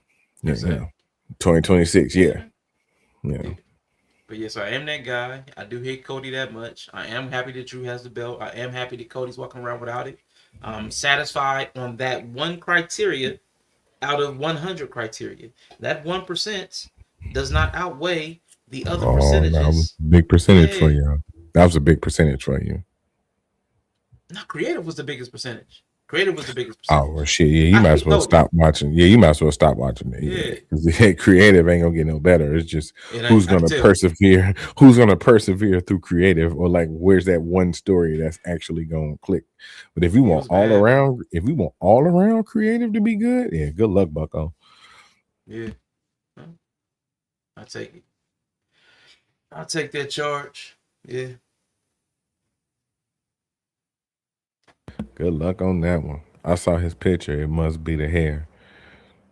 So why don't people like Cody? I mean, people don't like Cody because it's 2026 and being a good guy is not the move. Being a good guy is the exact opposite. It's kind of how it plays out on every level, which I get it. But It's not that, man. We like good guys, man. People love Jay. People love Big Jim. They're good guys. No, y'all People like love Jim. Sammy. They like Jim. People hate Jay Uso. Like the same people who dislike Cody dislike Jay Uso. When they pushed him. But now that he's back in his rightful place, we like him again. He's where he needs to be. Trust me. He's right where he needs to be. Yeah, Jay Uso is the example of you can't give people what they want. Can't give everybody what they want. But you could give, there's a group of people who, if you locked in on what they wanted, everybody would be satisfied. Shit. Yeah. And that's the people like me. Shit. If they gave me what I wanted, everybody would ride the wave. Y'all weird Everybody would niggas. love it. Nope, because y'all weird niggas book like real life. The heel would win all the time. Nigga, I wake up and the bad guy win all the time. Nigga, the bad guy win every day. Trump on TV every day. Nah. Nigga get shot every day, B. Hold on, where's the clip? Niggas That's get it, shot yeah, every that's day, it, yeah. B. Critically drinking, that ain't Right. wrestling. Right. Y'all would book like real life. And y'all swear up and down that y'all so creative. No, nigga, you would book like real life. Would not, man. It would all the outcomes would be like real life. The bad guy would win. No. What would have happened here? Look at this. What would have happened here? If we had booked the people, Y'all like would me have had booked probably this had him match, try to kill him. Y'all would have had him try to kill him. Or y'all would have had John Cena win. John Cena would have won exactly. The good guy Right. would have won. Which make no sense. Oh, see, here we go.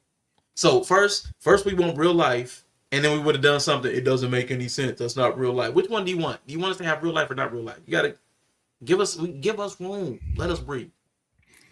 Because that's not real. None of it's real. None of it's real. Then what's It's the problem unreal. then? It's what's the unreal. problem? No. It's no, Unreal no, season 2. No. It's Unreal season 2. No. Hell It's no. not real. They're telling you it's not real. It's Then unreal. why do y'all want it booked as such? Because it's unreal. We can have our way because it's no way. No, see, If it's fuck made shit up, right here. if it's made up, if it's make believe, let us believe too. This that fuck shit right here. Come on, man. That's crazy. That That's freak like somebody, okay, man, you in the land of make believe, man. There's like purple dinosaurs, you got leprechauns, you got unicorns skipping across the rainbow. Hey, you know what? You think we could get a little red turtle?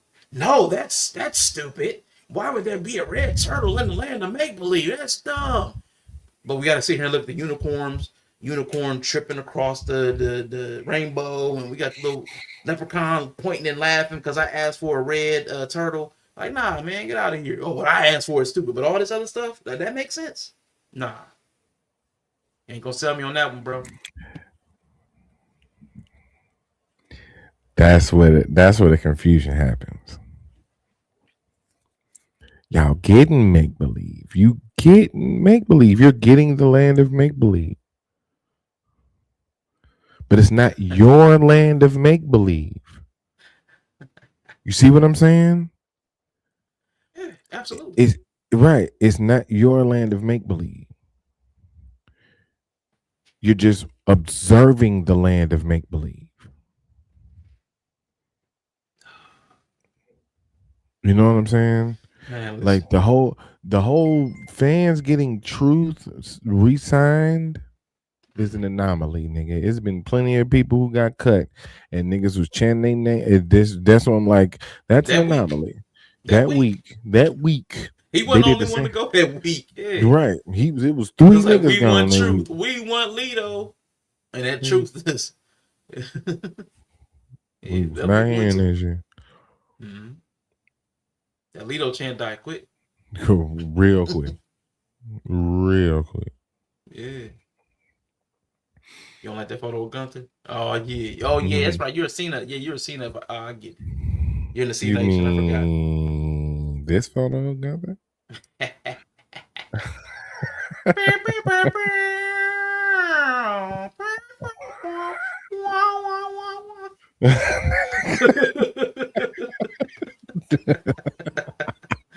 We need to remake them horns and make them sad.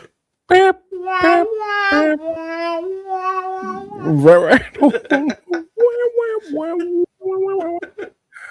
That would be hilarious, man. We need to do that. Holy shit. Oh man. Right, that's John Cena tapping out. Yeah, man. But no, that's what I'm like. I hear a lot of the complaints Yeah, what's another one? that be that it's not it is it's not realistic. Yeah, see, I don't need it to be realistic. My thing is like I just said, but you're right. It's not realistic. I know it's not realistic. They know it's not realistic. They're telling you it's unrealistic because they're flaunting that in your face. But I think it's okay for fans to want it to be unrealistic in a way they like to, because you have Triple H in almost every single episode saying, "Hey, if the fans want it, I'd be a fool not to give it to you. If the fans say they want something, I want to give the fans what they want. I'd be stupid. I definitely want to give the fans what they want." And then the The fans ones say, who are "Hey, man, paying for it. Well, that's why Cody is the motherfucking man. Because Cody merch is number 3 on Fanatic. Not man, not WWE merch. Cody's merch. When they talk about like individual players, mhm, like I think it's like I think at one point it was like LeBron, it was like Luca, and LeBron then James." Cody Rhodes.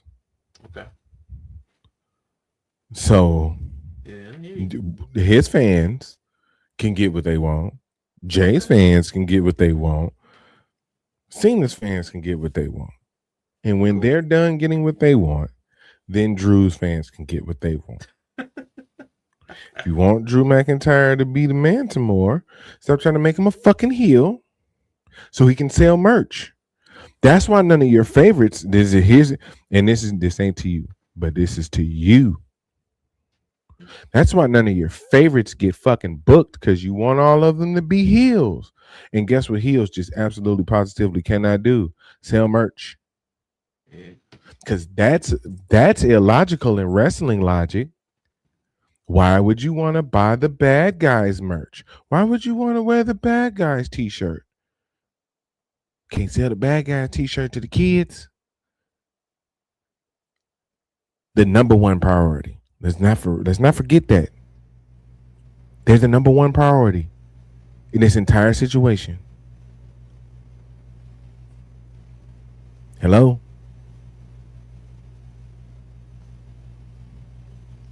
So I need to wait a whoever minute. they like goes first. That's why AEW is struggling, because kids can't watch it. Yeah. They popular, but kids can't watch it. Yeah.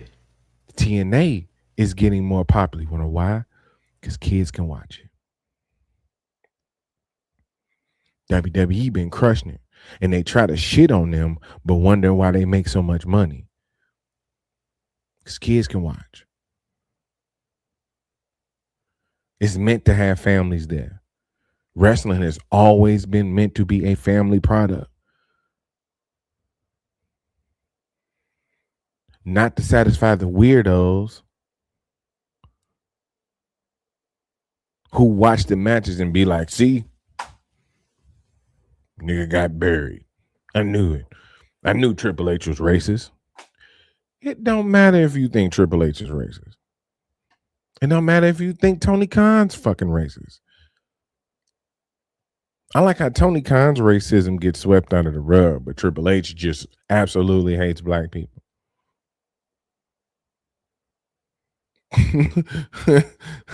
Big Swole quit because of the racism. They got one black dude get treated good over there.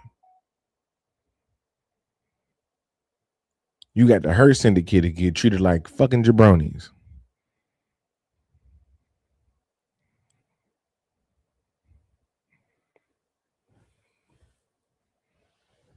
But hey, Triple H don't book black champions. Triple H hate black people. Even though Bianca Belair is the longest reigning women's champion in like forever.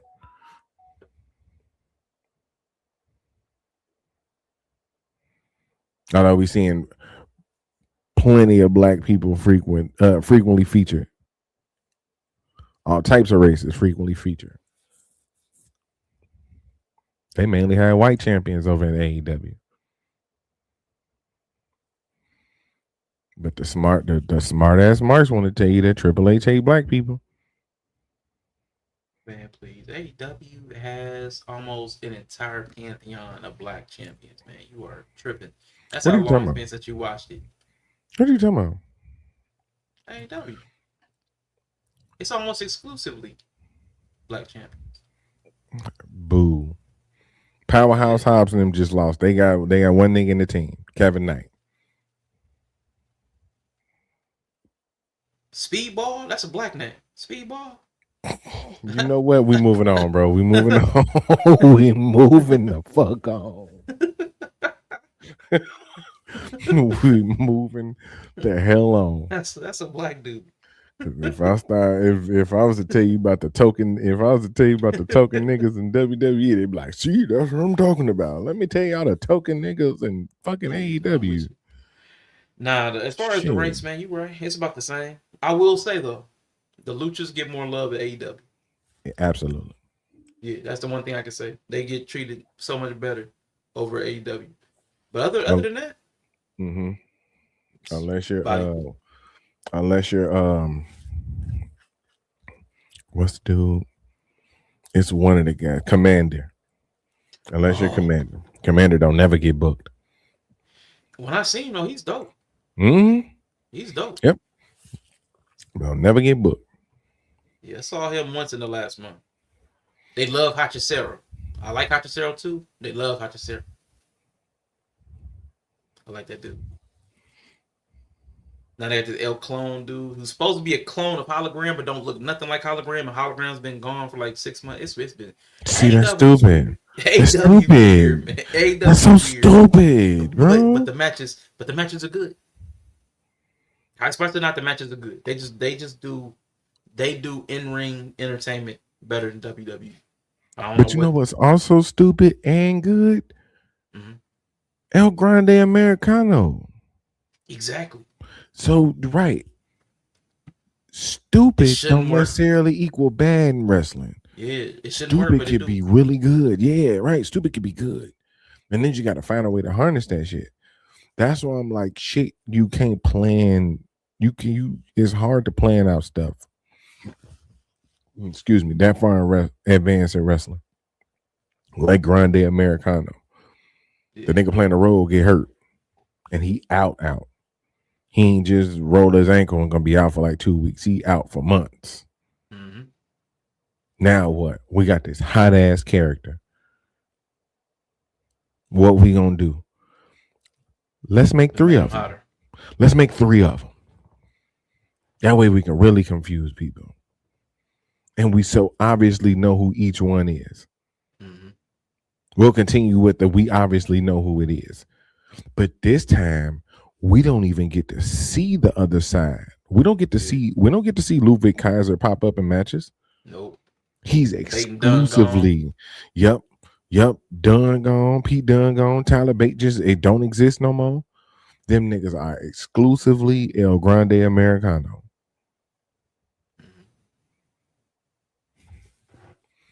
Who to plan that? Listen. That's the best thing that damn near happened to them in the last year or so. Yeah. Now, you ask who would have planned it. I would have planned it. You wouldn't have fucking planned it. Okay, so you'd have planned the injury. We even took the nigga up. Not the injury, but we actually fantasy booked this at one point. Okay. What I said was because they had Chad Gable standing there, and then they had somebody else walk by in the costume before the injury. Mm-hmm. And I was like, what they need to do is have more than one of them. Like they need to keep going with that, but they never went back to it until the injury. I was like, they should have had a whole group of them. I wouldn't have done it the exact way they did it. Mm-hmm. I would have had them all in the same type of outfit instead of making them look like 3 different ones. You got a Grande Americano, then you got Timu Americano, then you got Wish Americano, and it just It don't. I don't like the Yeah, I look of it. did. I do wish they had their own, like, just one cohesive uniform. Mhm. Yeah, they made them look bootleg. I'm like, man, Hmm just make them look clean, man. Come on. You obviously have a smaller one.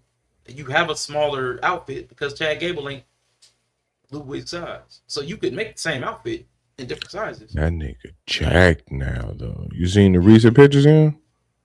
Who Gable? Yeah. Yo, that nigga jacked now. Then he went and got that Randy Orton, AJ Styles rehab Yeah. trainer, because he put on hella mass. Yeah. That's crazy. He ain't even need that though. But we'll see what happens. So yeah, man, what was the next episode with the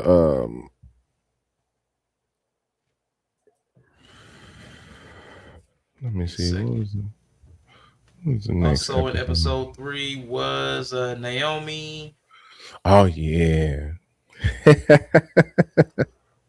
and the ladder match. Yeah. See, now of course it's all of that was good. And simply because we biased. So anything involving them we was probably gonna enjoy because Yeah. they just a vibe. The ladies was a vibe. Like, I'm not gonna lie, I like the lady storytelling, but especially Naomi, because we partial with him. Absolutely. So no complaints from me on Naomi. If I did have a complaint, it would be they didn't allow her to get into why she left. They just said there was a lot of stuff going on at the job and they left it at that. I wouldn't expect, because of what I see their ethic with this as propaganda, it's not, they're not actually letting it be real. They're not actually letting actual realness happen. There's like something in between. This is something in between performance and reality. Mm-hmm. And I'm not sure exactly what the call is, other than unreal. Like, perfect name. It's not real, but it's also not kayfabe. It's something that they're making up in between. Yeah, they absolutely told you something, but not exactly what it was. But I do like how they put it though. She was like it was a different time. It was different management. It was different. It was different head of talent relations, i.e. Vince McMahon and them. Yeah. You know what I'm saying? And they wanted to book her in a match against Sasha and a couple other people in like a gauntlet match. Yeah. My bad, y'all. I'm a little burpy right now. But and they didn't like that, which makes sense now. I feel like something was said in between that presentation of that match and them disagreeing with it and walking in and putting the belts down and leaving out. Something was said to somebody. And then it really makes sense because Sasha ain't been back. And Naomi only been back, like she said, because the fam now. Mm-hmm. And I think that's why they was willing to work with her or like reach out, not work with her, but you know what I'm saying, like that. But like make amends with her because she do got the bloodline plug. Mm-hmm. You know, she on the main line with the bloodline. Yes, sir. So, but Sasha ain't been back. Don't even look like she coming back no time soon. Yeah. She taking time off of AEW, but she left with a terrible promo. I was like, oh God, this is what they wrote up. Yeah. It wasn't always the strongest promo, bro. No, it was the writing. Her performance I could accept because I know her performance of a promo is kind of flat, but the writing of it was bad. The material they gave her was bullshit. Yeah. It was trash. I'm like, man, come on, man. Let her delivery be bad, but don't let the script be bad. Yeah, man. It was goofy. Yeah, man. After that next episode was Penta and Chelsea Green. Oh yeah, that was good. That was good. We might have to. I keep saying it, and I think I'm gonna commit to it fully. Maybe at some point, We gotta watch. We got to watch Lucha Underground only because it's a complete series. So it would be it would be a watch in its entirety. We'll actually be able to watch it to somewhere. We ain't just turning it on and trying to follow a product. It's a series. Gotcha. But they had a match together, Yeah. Penta and Chelsea, and they go into that. So I like that they included them on the episode, just simply because bringing that up and you know what I'm saying, showing some love to Lucha Underground and the fans that watch, because that was a time, bro. I heard. Man, bro, like, okay, I know it went 4 seasons, I think. That first season, holy shit, dude. Like, it was so good. Like, it was just so good. Probably because it was new. It was something different. Like, the presentation of it. Like, I want to write something like that someday on the wrestling side. I want it to be a little more character-based. Not so much like they tell, oh my god, they tell so much. They tell so many stories though. Like you would like that because they get into like the cinematic shit. They was doing cinematic before like the pandemic was doing cinematic matches and all that. Yeah, plus they got a lot of people who are like Ricochet. Yeah, current wrestlers right now. Like yeah, I don't want to spoil too many. You know what I'm saying? You know Prince Puma is Ricochet, but I don't want to spoil too many. Because then that's also the fun in seeing like, oh, okay, so that was such and such, and this was such and such, and oh shit, they was there. You know what I'm saying? So I would love to try that. Try and finish that series. Not gonna say I am. But I would definitely love to finish that. But no, they did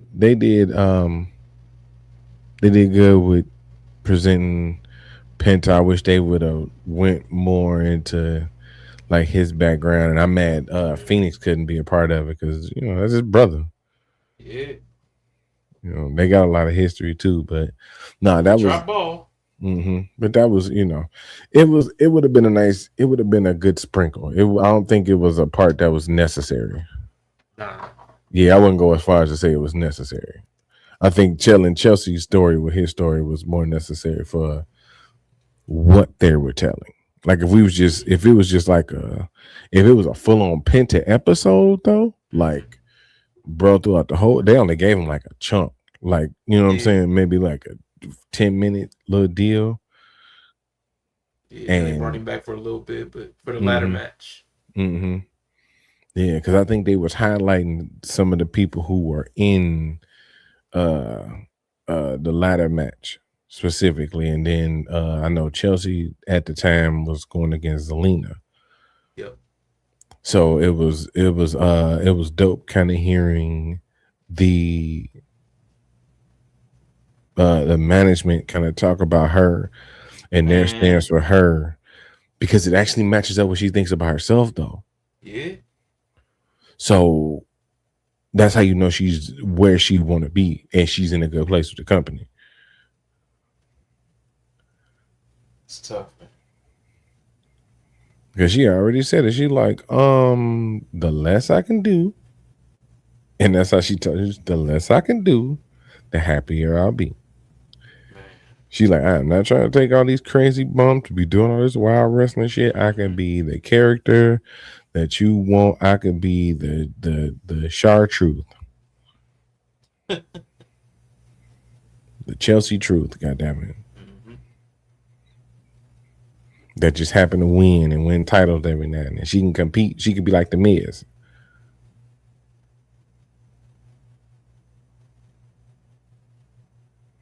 Because she is that good as in the ring, on the mic.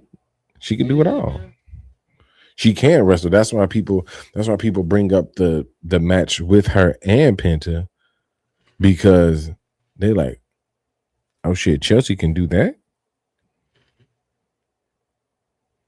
But that was young Chelsea. Yeah. She was go getter. She said herself, she was like, I was trying to make it in the business back then, bitch. I just bitch, I'm paid now. That's basically what she's saying. Yeah, young and hungry. Right. I was trying to make it back then. Bitch got some money now. Mm-hmm. We are not on that, bro. At all. And now I feel it. That's why I'm like, man, that's why I kind of respect a lot of them. Now I will say that, yeah, that is smart. Now I will say it's kind of weird talking about I know you didn't like the Becky and Seth through line, but hearing Becky talk about, yeah, well, you know, this is my last contract and I gotta figure out how I want to do it. It's like, damn, niggas is finna be getting up out the door in a minute. Yeah. Now I might have missed that part. Cause I think by episode 3, I started skipping Seth and Becky. Terrible. Not even gonna hold you. Terrible. Yeah, once I picked up on the theme, I think episode 3, no, it was episode 4. Must have been episode 4 because they went too heavy into episode 2. Episode 3, they came back around. The man came back around. In episode 4, they was there again. I'm like, okay, I see. I started skipping. I ain't had too much. I can't do it, man. Yeah. I figured that was the main story, I guess. The whole Seth's knee injury, quote unquote, was the main story of this season. The ruse of the century. The ruse of the century. Yeah. It's performance art. It's performance art. Yeah. Which I know sounds corny. It made me cringe listening to it, but it is. And it's like, damn. In the building. I'm with you when it's in the building. But where does the stage stop? Okay. That's the uniqueness of wrestling that's gone away. That's why I hate the fans the most. Give it to us. Give it to us, Yella. Like anything, the need to know everything about it essentially ruins the participation in it. And wrestling fans are the worst at having faith and belief in something, then essentially questioning it every time they participate in it. It's worse than religion. Because you echo sentiments, and that's why I like talking to you about wrestling, because you echo sentiments you don't necessarily feel that way. And that way I can kind of filter my thoughts on what you say, because they sound the same, but I know they're not necessarily coming from the same place. And you just pointed out one of them too. I'm glad you said that too. Cause that's what I don't do. I don't follow these people outside of the show. Right. I don't try to ruin it for myself and then get mad that it's ruined. They get mad that it's ruined. Yeah. Right. And that's where it's like I be damn near trying to be like, don't James, nigga, don't James. Yeah. Because James been watching this shit as long. James is me, but on the other side. Yeah. Like I try to be balanced with the whole product, but I have to keep myself positive because it's something I want to watch. Yeah. He's a heel watcher. He's a heel watcher. Right. You watch something, you like to hate on it, to disagree with it, to dislike it. Yeah. But if it was wrote in your image, nobody else will like it. Only you. Yeah. Because I can't think of anything. You right. I can't think of a single thing where he's like, I like that. I really enjoyed that. I really enjoyed that character. He's always either confused why they did something or hates it. Yeah. And I get the views, but like you said, perception become reality after a while. And okay, all you got is hot negative takes. You don't even have hot neutral. Yeah.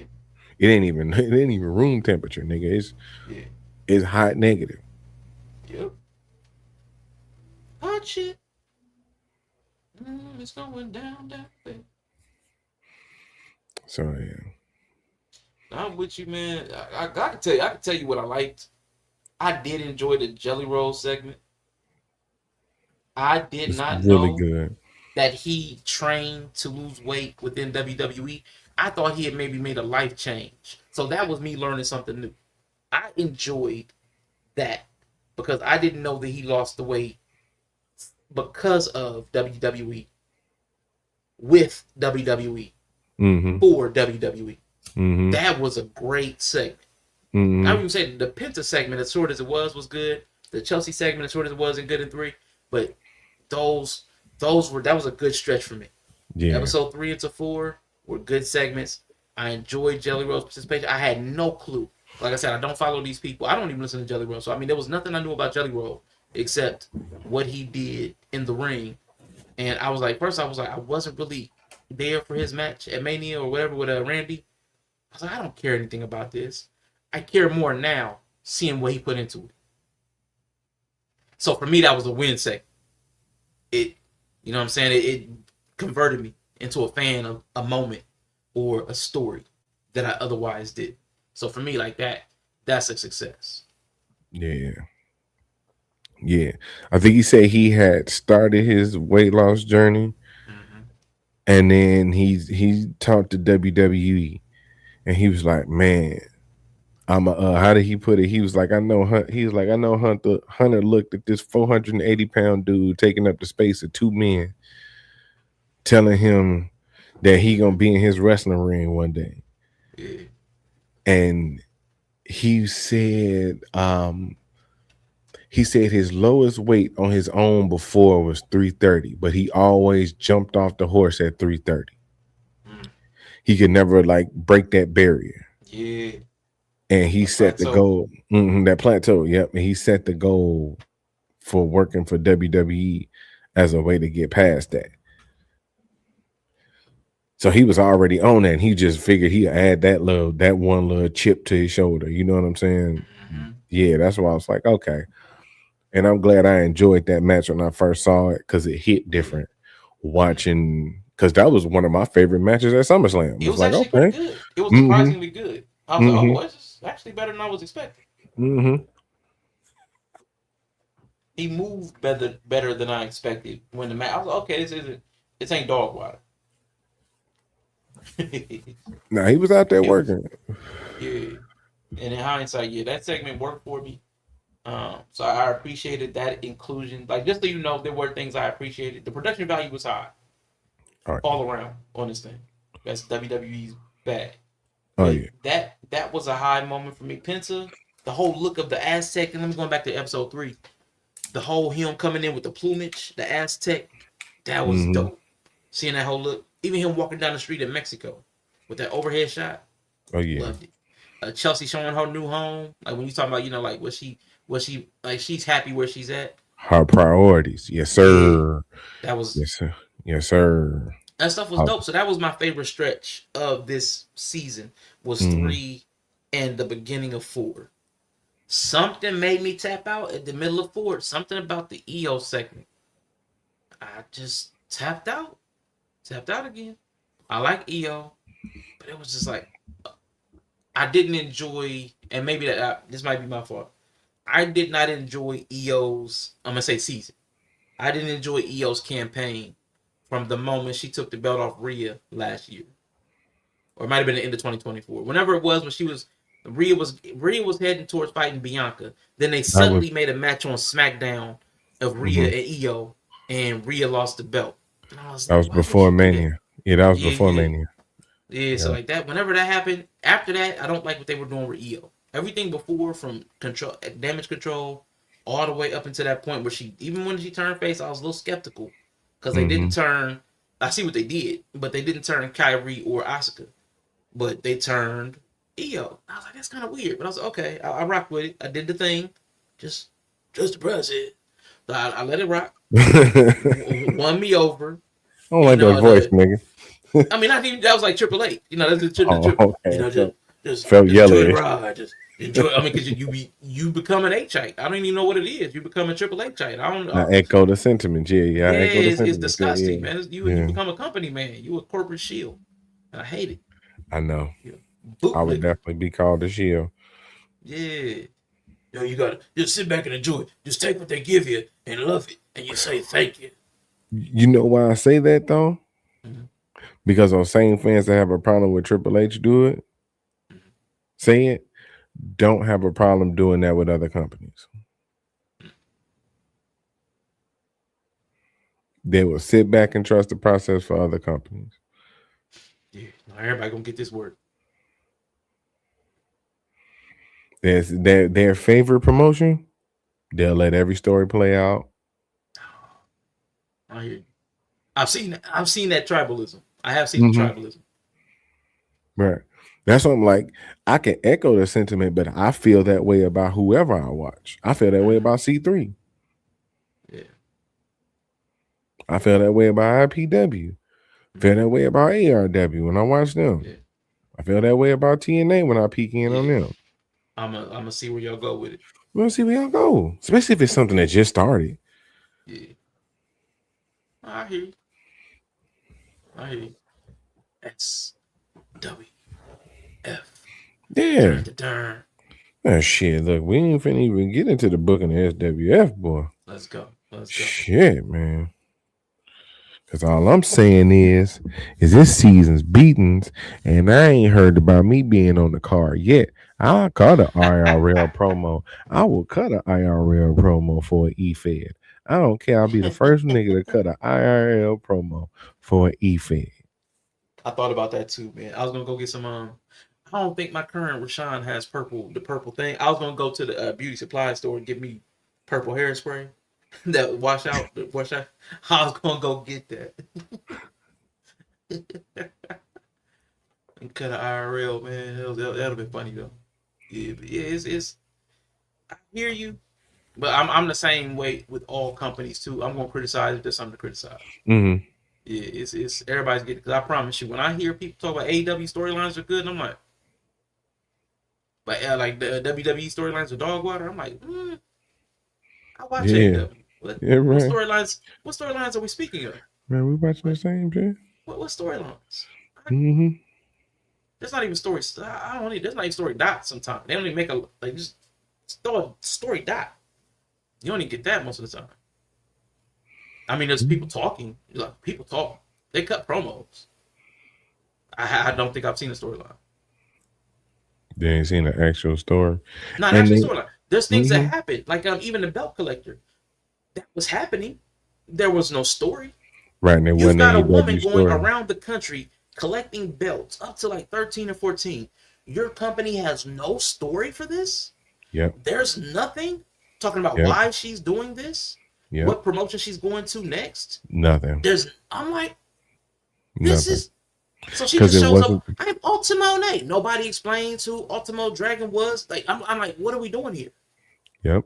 Because it wasn't their story. It was her story that she was taking everywhere. It's her gimmick, not their gimmick. So they probably couldn't even like show footage of half them promotions because they didn't want to pay them for using their footage. Yeah, so Just I mean, imagine. that's the way they do everything. They're not talking. There's no stories here. They ain't showing none of the footage of her losing.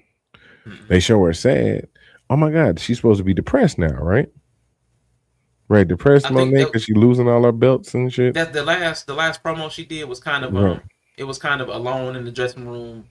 Mm-hmm. I'll be back. Mm-hmm. I'm not defeated. Yeah, Mhm. I'm a survivor. Whatever. Took the face plant into the cake and all that good shit. Yeah. Right. Dude, they should be rubbing it in by showing all her losses. They should. They should be Cut tapped. They should have promos with tapped it at in. least. Yep. They should have tapped in and show all her losses. Okay. You could just mention it. You don't even have to show it. Every time she comes back, they could talk about what happened or why she was there, like something. There's something. There's so many things you could do. They don't do any of them. So I hate it when I hear the fans talk about WWE doesn't have storylines because they do. They're just Mhm. they're dangling threads. They are Yep. hanging chads. Shout out to 2000 election. A lot of hanging chads over in WWE. They didn't punch them all the way through, so it's just dangling. Pause. But then you go over to AEW, they don't even do that much. They don't even try to punch out a story. It's like, man, people just do stuff. Like right now, Don Callis is getting ready to fight the Death Riders. They're going into a feud. Nobody knows why. They're just beefing. And I heard only one nigga is a face in the whole situation. There's That's only John one. Moxley. Then it's John Moxley. It's no story. No story. Two groups, 17 and a half niggas combined. 17 niggas in Marina Shafir combined. It's crazy. And one babyface included in the whole No. thing. No, because they're also turning the Alpha. Oh, the other dude on the Don Asian Callis dude. side. Yeah. Not Yeah, Okada. Takeshi. Takeshi. Yeah. They're quietly turning him because he came in the ring with the Don Callis family, didn't hug anybody, but he raised the bald English dude, Kyle Fletcher, raised his hand to celebrate him and hugged him, raised his hand again, but ignored everybody else. Yeah, they're So now gonna turn him face eventually too. Yeah, they've been working on it. Like they've been working on it because of Okada. Okada's been punking him. Don Callis ain't back to Takeshita, and Takeshita's turning face. The crowd's chanting for him, and it's like, man, come on, man. Like, what are y'all doing? There's like you're doing something, but tell the story. Like there should be something to back this up. We see what's happening, which is great. You know, they say show don't tell. Like every now and then you say something too. Gotta say something. Yeah. Because the commentary wouldn't be necessary if you didn't. Shout out to all the commentators, man. Shout out to all the play-by-plays, letting them know what's going on, man. We out here, man. It's crazy, man. It's so I mean, I have complaints about everybody. So but I hear what you're saying. People do play fast and loose with the favorites and make believe that certain people aren't what they, ain't what's going on in certain companies ain't going on in certain companies. Yeah. But then also the last one in episode 4 was the EO section. Would you have any thoughts about, her? Her cursing was hilarious. Yeah. What the fuck? What the fuck? I mean, I like EO, so she can't do no wrong in my book. Rhea can't either. Yeah. So yeah, I just enjoyed them being on the screen. You know what I'm saying? Them getting some screen time, and I guess that tying into the whole Naomi storyline, which is I guess that's why they was mostly included, because they tied into the Naomi to the cash ins. Yep, to the Naomi thread. So, But I guess the through line of the cash ins, the Money in the Banks through SummerSlam, that's solid. I ain't mad at that. That's actually good weaving of the story through the players from Money in the Bank through. So I get why Seth was relevant, and I get why Naomi was relevant, because they were the Money in the Bank winners that went on to eventually become champ. So in my mind, Naomi should have been more heavily featured, just like Seth, as another Money in the Bank winner who cashed in to become champ.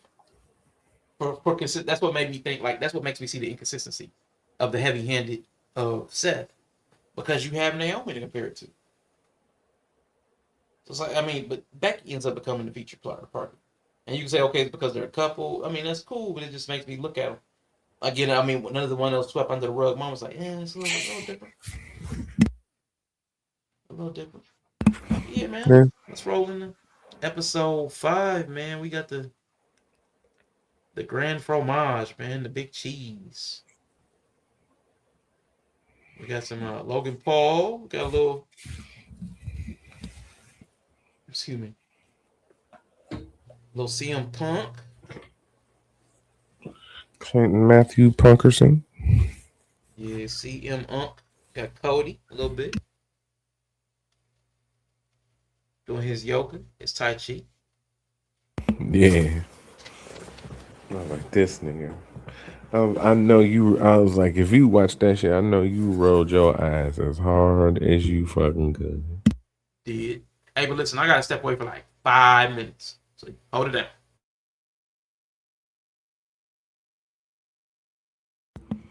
Wheel.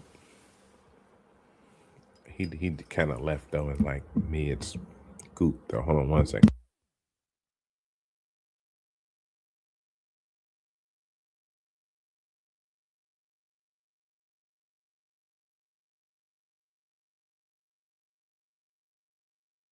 All right.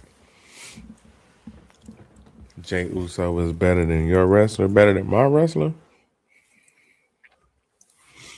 My wrestler's name is Cardio. Jay Uso's not better than Cardio. Not the way that nigga get blown up.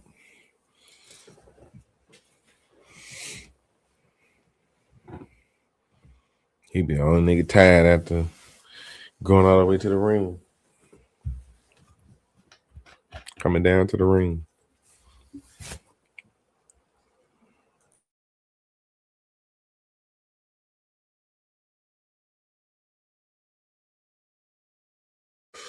Ooh.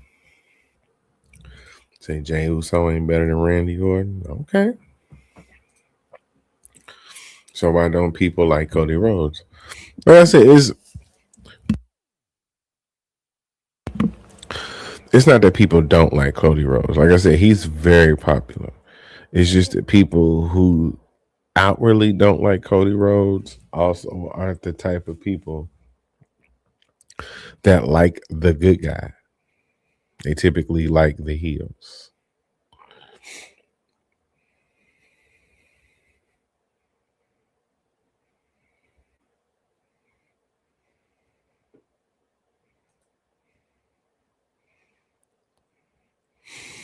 Say what? You mean Randy Watson? Not calling Randy Watson. Sasha Chocolate.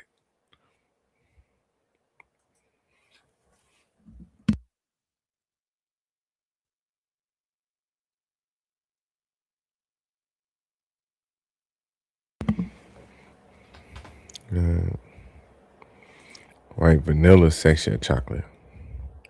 Sasha Chocolate.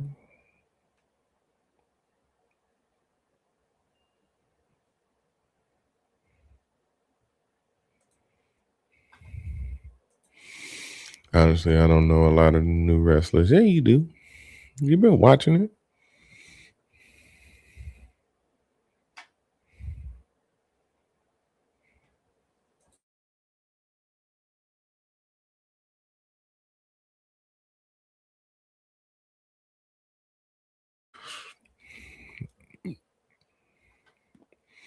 That's why I say you know more than you think you do. You've watched it enough to where you know people. You, ma'am, are right. You've watched enough. You've been consuming wrestling with us for at least 2 years. You've been right. She been consuming wrestling with us for the last 2 years. It is a lot though. I don't know all of them. Shit, I gave up.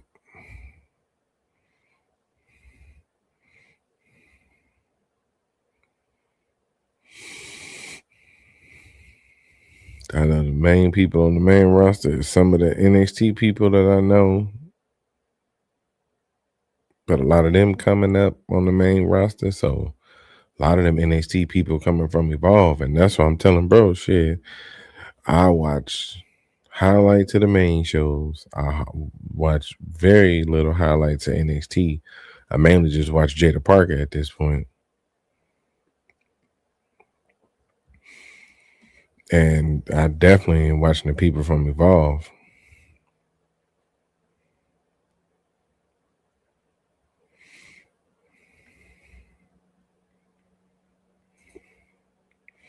Well, for me, it's Jay Uso.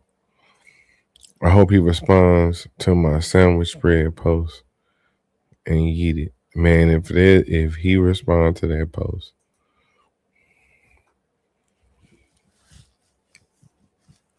I'ma cry. All right.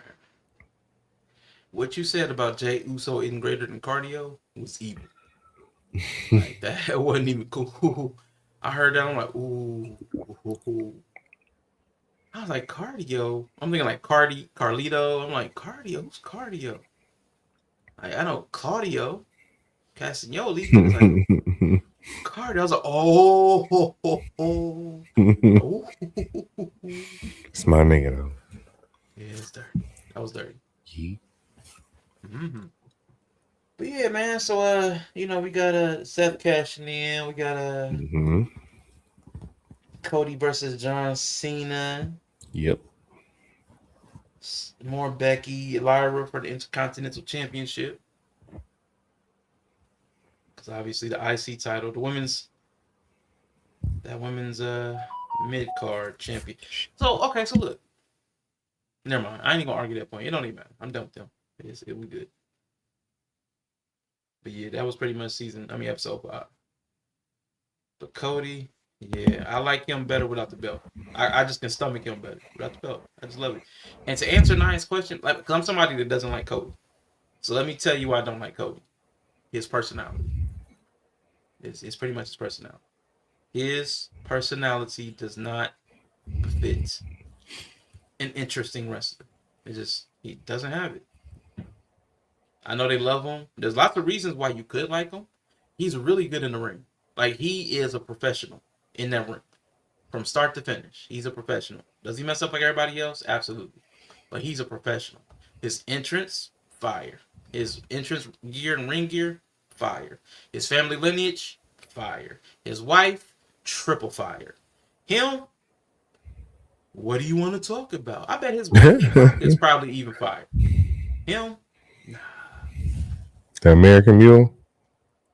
yeah, that Wheatley, so good you drink it with brandy. That'd be the Yeah, one. real talk. Yeah. But him, I don't know. I just don't get it. Ooh.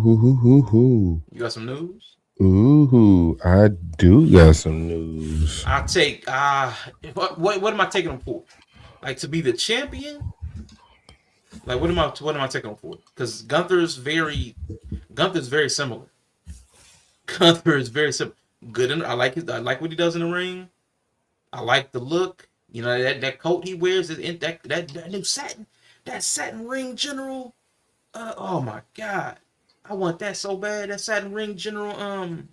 What robe? Oh, I want that. I want that so bad. But in general, like in a match, oh god. Come on, man. I see it. Wait a minute now. Hold on.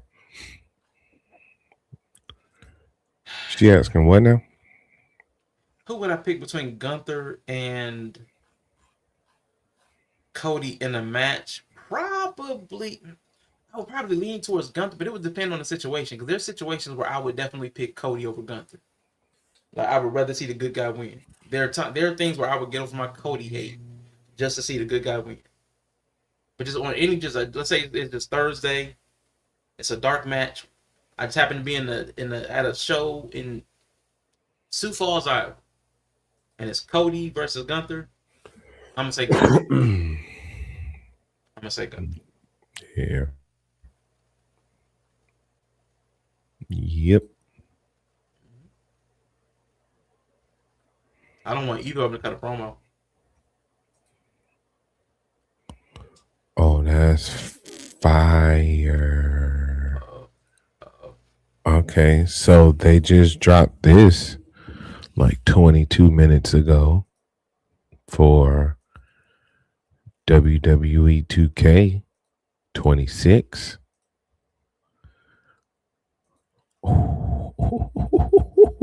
Look at that cover. So I guess they going Attitude Era. Yeah. Got Kane. Mm-hmm. Got Kane and Taker at top. Austin right in the middle. Michaels over there. Rock right here in the middle. You got the ladies down across the oh man, look. That might be the Mount Rushmore right there. I like the Attitude Era ladies. Steph, Lita, Trish, and China. One person missing. Vince?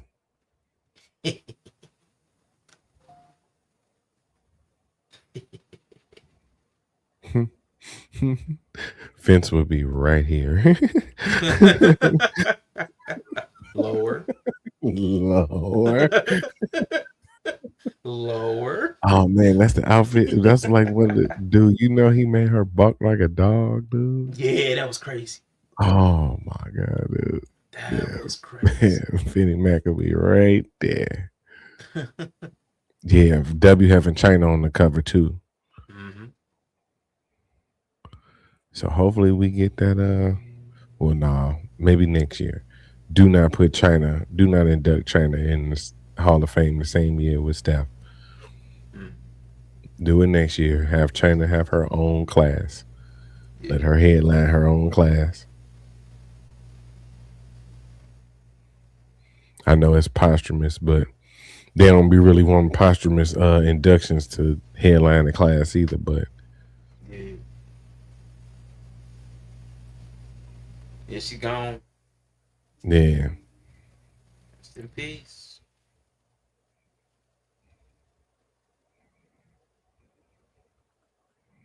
so yeah, that's a fire cover though. I'm not even gonna hold you. That is fucking nasty.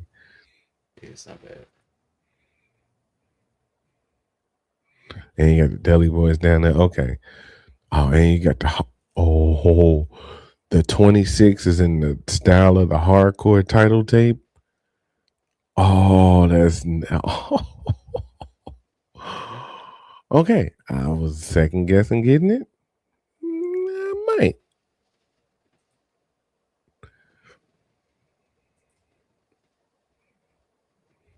Can I get you to play it for real this time? That's debatable. Ooh, That's yeah, debatable. it's tough. Yeah, it's definitely tough. That's debatable. I did update it though. I did update 25. So they said the island was, but I haven't even seen none of it. I should get on some of that tonight.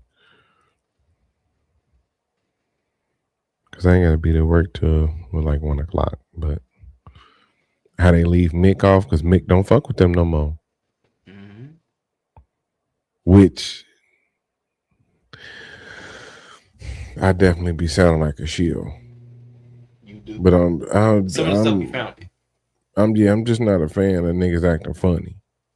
So you leave the company in 2026 because of their affiliation with Trump. And how long Trump been affiliated with WWE? Yeah. How long Lyndon McMahon been part of his cabinet? 2 terms. Mm-hmm. At least 10 years ago. Sucks. It's valid criticism. So somebody pointed it out to me. They was like, "Wait a minute. So with all the diddly stuff Vince was doing, that wasn't it for you. Right. That wasn't it for you." Right. But they're a little too Trumpy for you. Mm-hmm. Shit. Okay. Whatever, There we big go. dog. Draw your own lines, but man, that's Yeah, right. That motherfucker squiggly. mm. Them lines is look. This let me. Oh, we Do we love now that critically line. drinking. Right. Yeah. Do love definitely drew that line for real.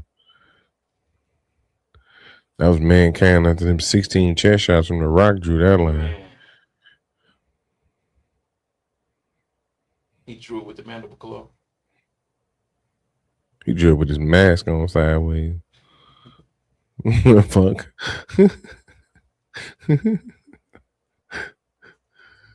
Niggas, boy, I swear. Trying to think. So He liked Democrat Trump. But Chelsea Green, R-Truth, Seth and Becky. Oh, there's one more thing that I think that we ain't even touch on at all that really kept bothering me that they kept saying. It was certain people's job to put people over. It's their job to put people over. Chelsea, her job is to put people over.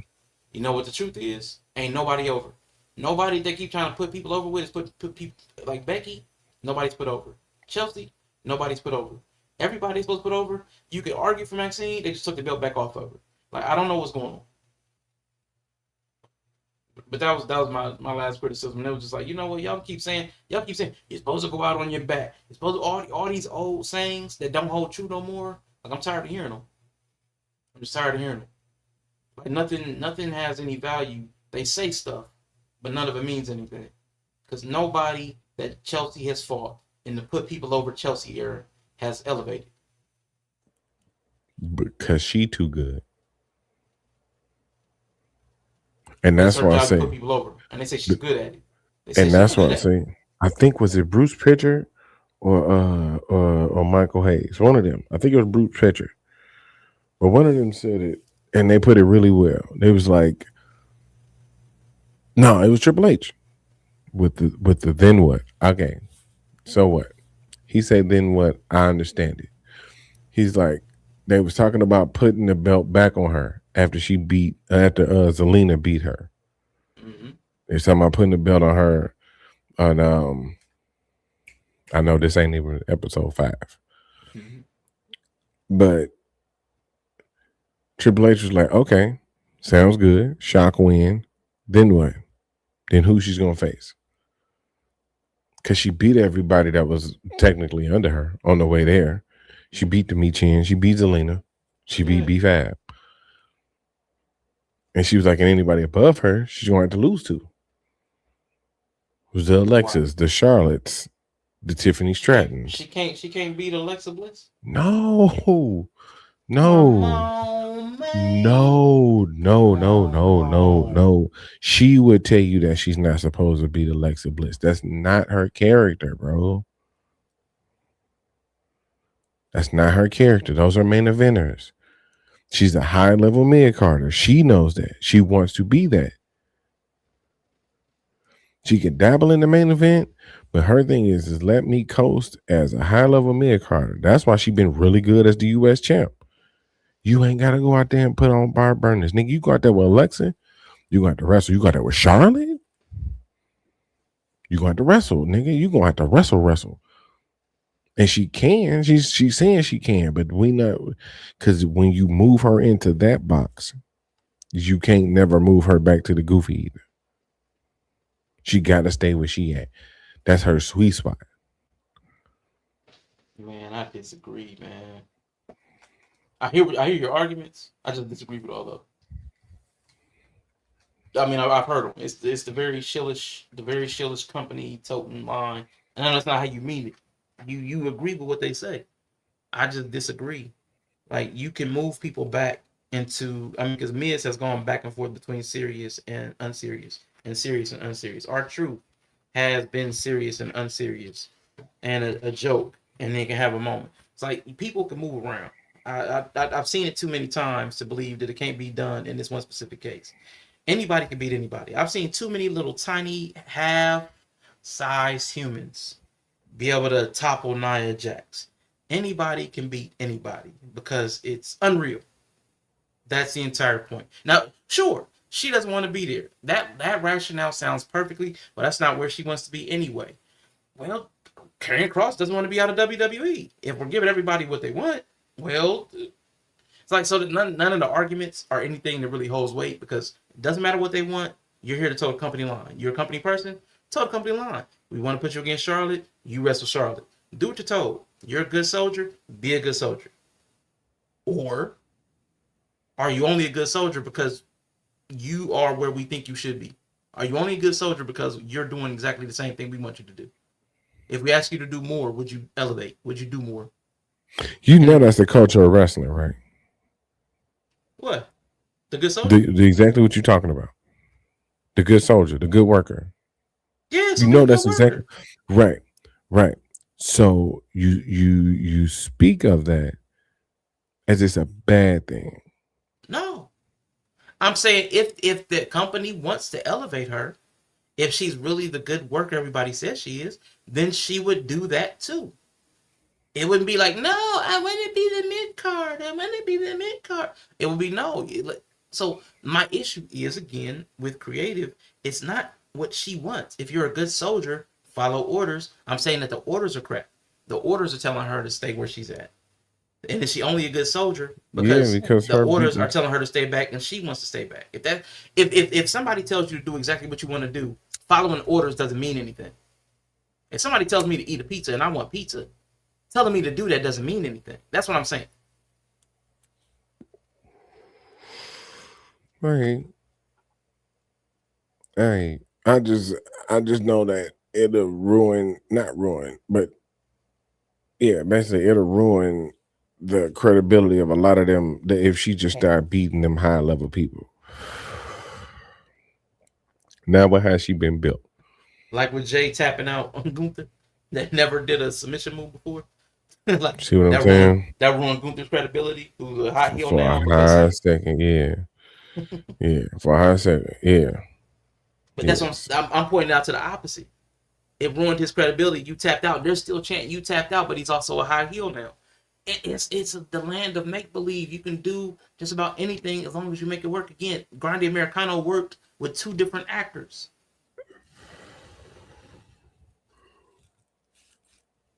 Yeah, you're not wrong. Yeah, You're not wrong. It's just you got to know your strengths, and I think that's the thing with Chelsea.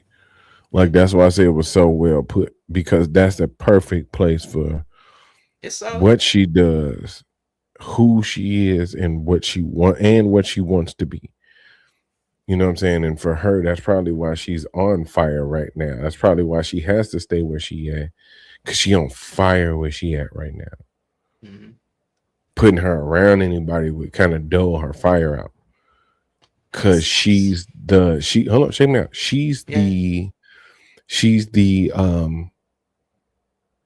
for lack of a better term, she's the man at her level. She's the one to beat before you would go up to the next level. If you look at it, she the U.S. champion. Don't nobody take the Intercontinental title seriously. Don't nobody give a fuck about that title. More people care about the U.S. title because Chelsea got it. Mm-hmm.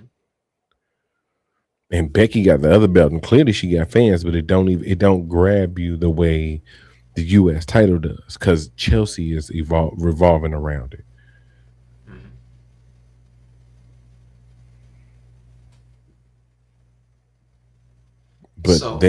But they've always lowered the U.S. title just under the IC title anyway, because it's the IC title is their title.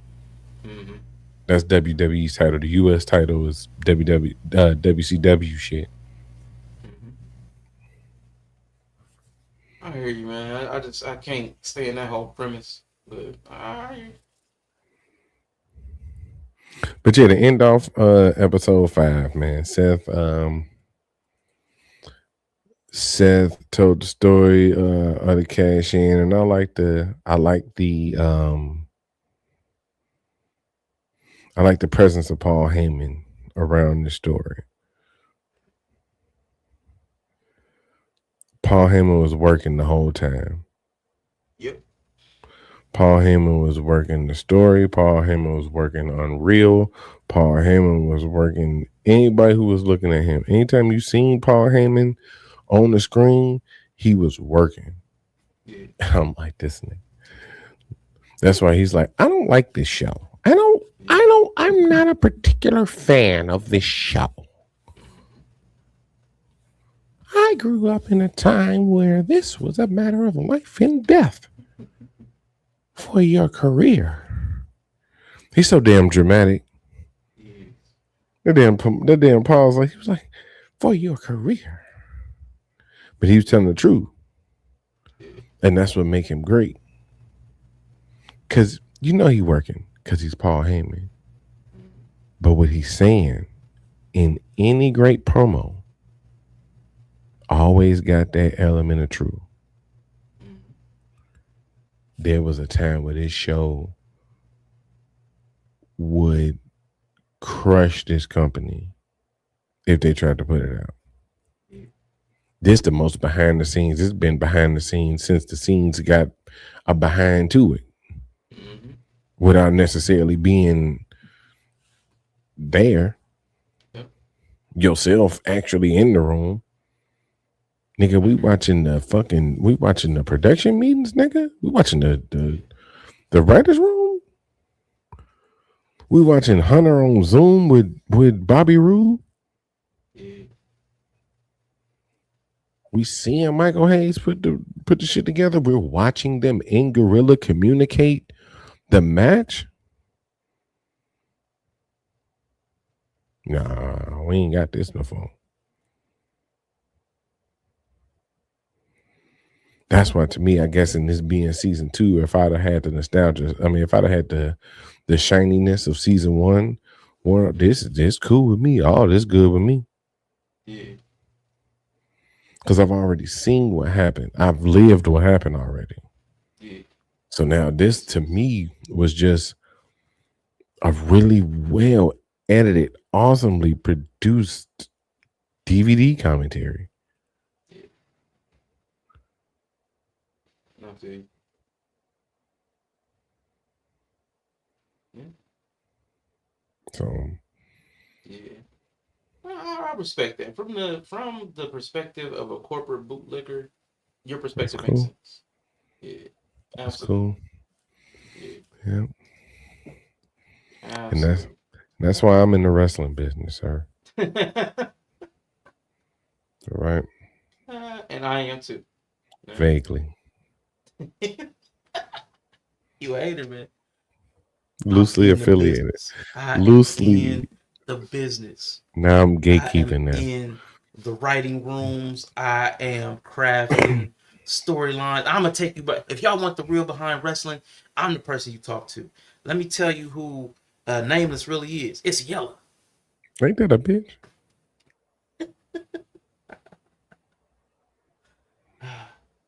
I mean, could be. If you believe hard enough. If you just believe. Oh, Yeah. man. Like, see, talking about storylines. I hope Chris don't see it. Don't kill me, bro. Let's go. When am I going to get my leg back? Man, Speaking of writing. So, this big head ninja get to just steal my medallion. Mm-hmm. Well, it wasn't mine, but I found it. Yeah, possession is 9/10 of the law. 9.5 tenths when you talking about some real ninjas. Mm-hmm. But then he get to steal my monster, who I was gonna just set free. Mm-hmm. And I'm just supposed to what? Keep holding this camera? Yeah. I ain't liking it, man. Yeah, didn't he knock you out, man? That was crazy. I wasn't even finna bring that up, but since you mentioned it, fool put his hands on me too. Yeah, man. I say you just go for what you know, man. You from Chicago, man. Yeah, but I got a job to do as well. I mean, I hear you, man, but you and Corey Holcomb setting the Chicago name back like Nah. 20, 30 years, man. Y'all just No, because he the boss. I ain't the boss where I work at. He the boss where he work at. If I'm the boss where I work at, I randomly whoop a nigga ass. And I don't ask no questions. If I'm commissioner of C3, if I'm on a C3, I'm doing what Classic doing. Classic like, oh, you talk shit, I'm gonna kick your ass. okay. Now with me, I do the same thing, but I can't, and that's okay. Because what I can do is drag him on commentary. So I'm going to continue to do that. Because as I told the good people of the nursing home facility and the assisted living facility, if y'all knew better, you wouldn't cheer for this despicable human being named Mr. Zender. You wouldn't dare give him any positive feedback. If you weren't here, you weren't put away by your loved ones, you'd know better. Kevin Zander to pro wrestling is like a Charlie horse to you at like 3 in the morning. You have been asleep and a Charlie horse just out of nowhere. Oh, that's the worst. Like that is what Kevin Zander is to professional wrestling. And I'm just like, the industry needs a massage at this point. The industry needs a Tylenol, a Motrin, possibly X-Lax. Who knows? Man, So yeah, that's what's up, man. But yeah, that's those are my issues with Unreal, man. I hear your side. I get that you kind of agree with a lot of the corporate stuff. I some of it makes sense in part. Some of it I just can't abide by. But yeah, I mean, I do think it just might be time for me. It might be time. yeah, yeah. And I only think about it because of, I guess, my experience being around the business, knowing how much changes so frequently. Like we've been recording, we've been had a show start and everything changed in every match. I know how ever evolving it is. I've seen so many storylines stop, start, pick up, restart, re-end, die, come back to life. I'm dead. I'm alive. I'm looking at you. That's the and I'm dead again. That could be Yeah,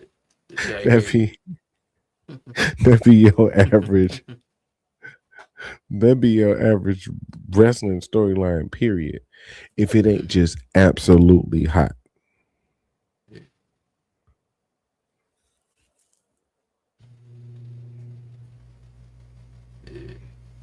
I'm with you, man. But yeah, that's it. That's my problem. I'm done. That's why I had a problem with it. I see why other people had a problem with it. Some of the stuff you said was absolutely valid about the bias. WWE is always going to take a hit from some people. Yeah. Some of it's deserved. Some of it's outlandish. But yeah, it's they got some glazers, man. Yeah. They got some glazers, and I think writing's on the wall. I think the product is going to keep changing because they've taken on a different corporate philosophy. Yeah. So I think that is going to change it more than just the normal flow. Like you know that everybody talks about climate change, and everybody's like the weather always changes. Yeah, there's a lot of change in weather systems historically, but then climate change is something different. Yeah. Like that means the usual volatility of the weather patterns can get exacerbated, and that's what I'm feeling. I'm feeling like there's a climate change in WWE. So I mean, yeah, there's volatility, injuries. There's people that leave. They want more money. They want less money. They want to change the gimmick. Changes I can accept, but the window of change is so strong now. It's like you said that little thing you did. I'm dead. I'm alive. Look at you. It's crazy, man. It's crazy. So yeah, man. Other than that, look, all the wrestling fans watching on the wrestling channel, we got Big Business coming up February 21st. Also, maybe in afters, I don't know. We could have footage from another possible company, maybe. But we'll keep that on the kilo low. So, YouTube, we will see y'all later. Twitch, y'all hang around for the after the range. After the range chat and stream and conversation. So critically drinking. We'll smell you later.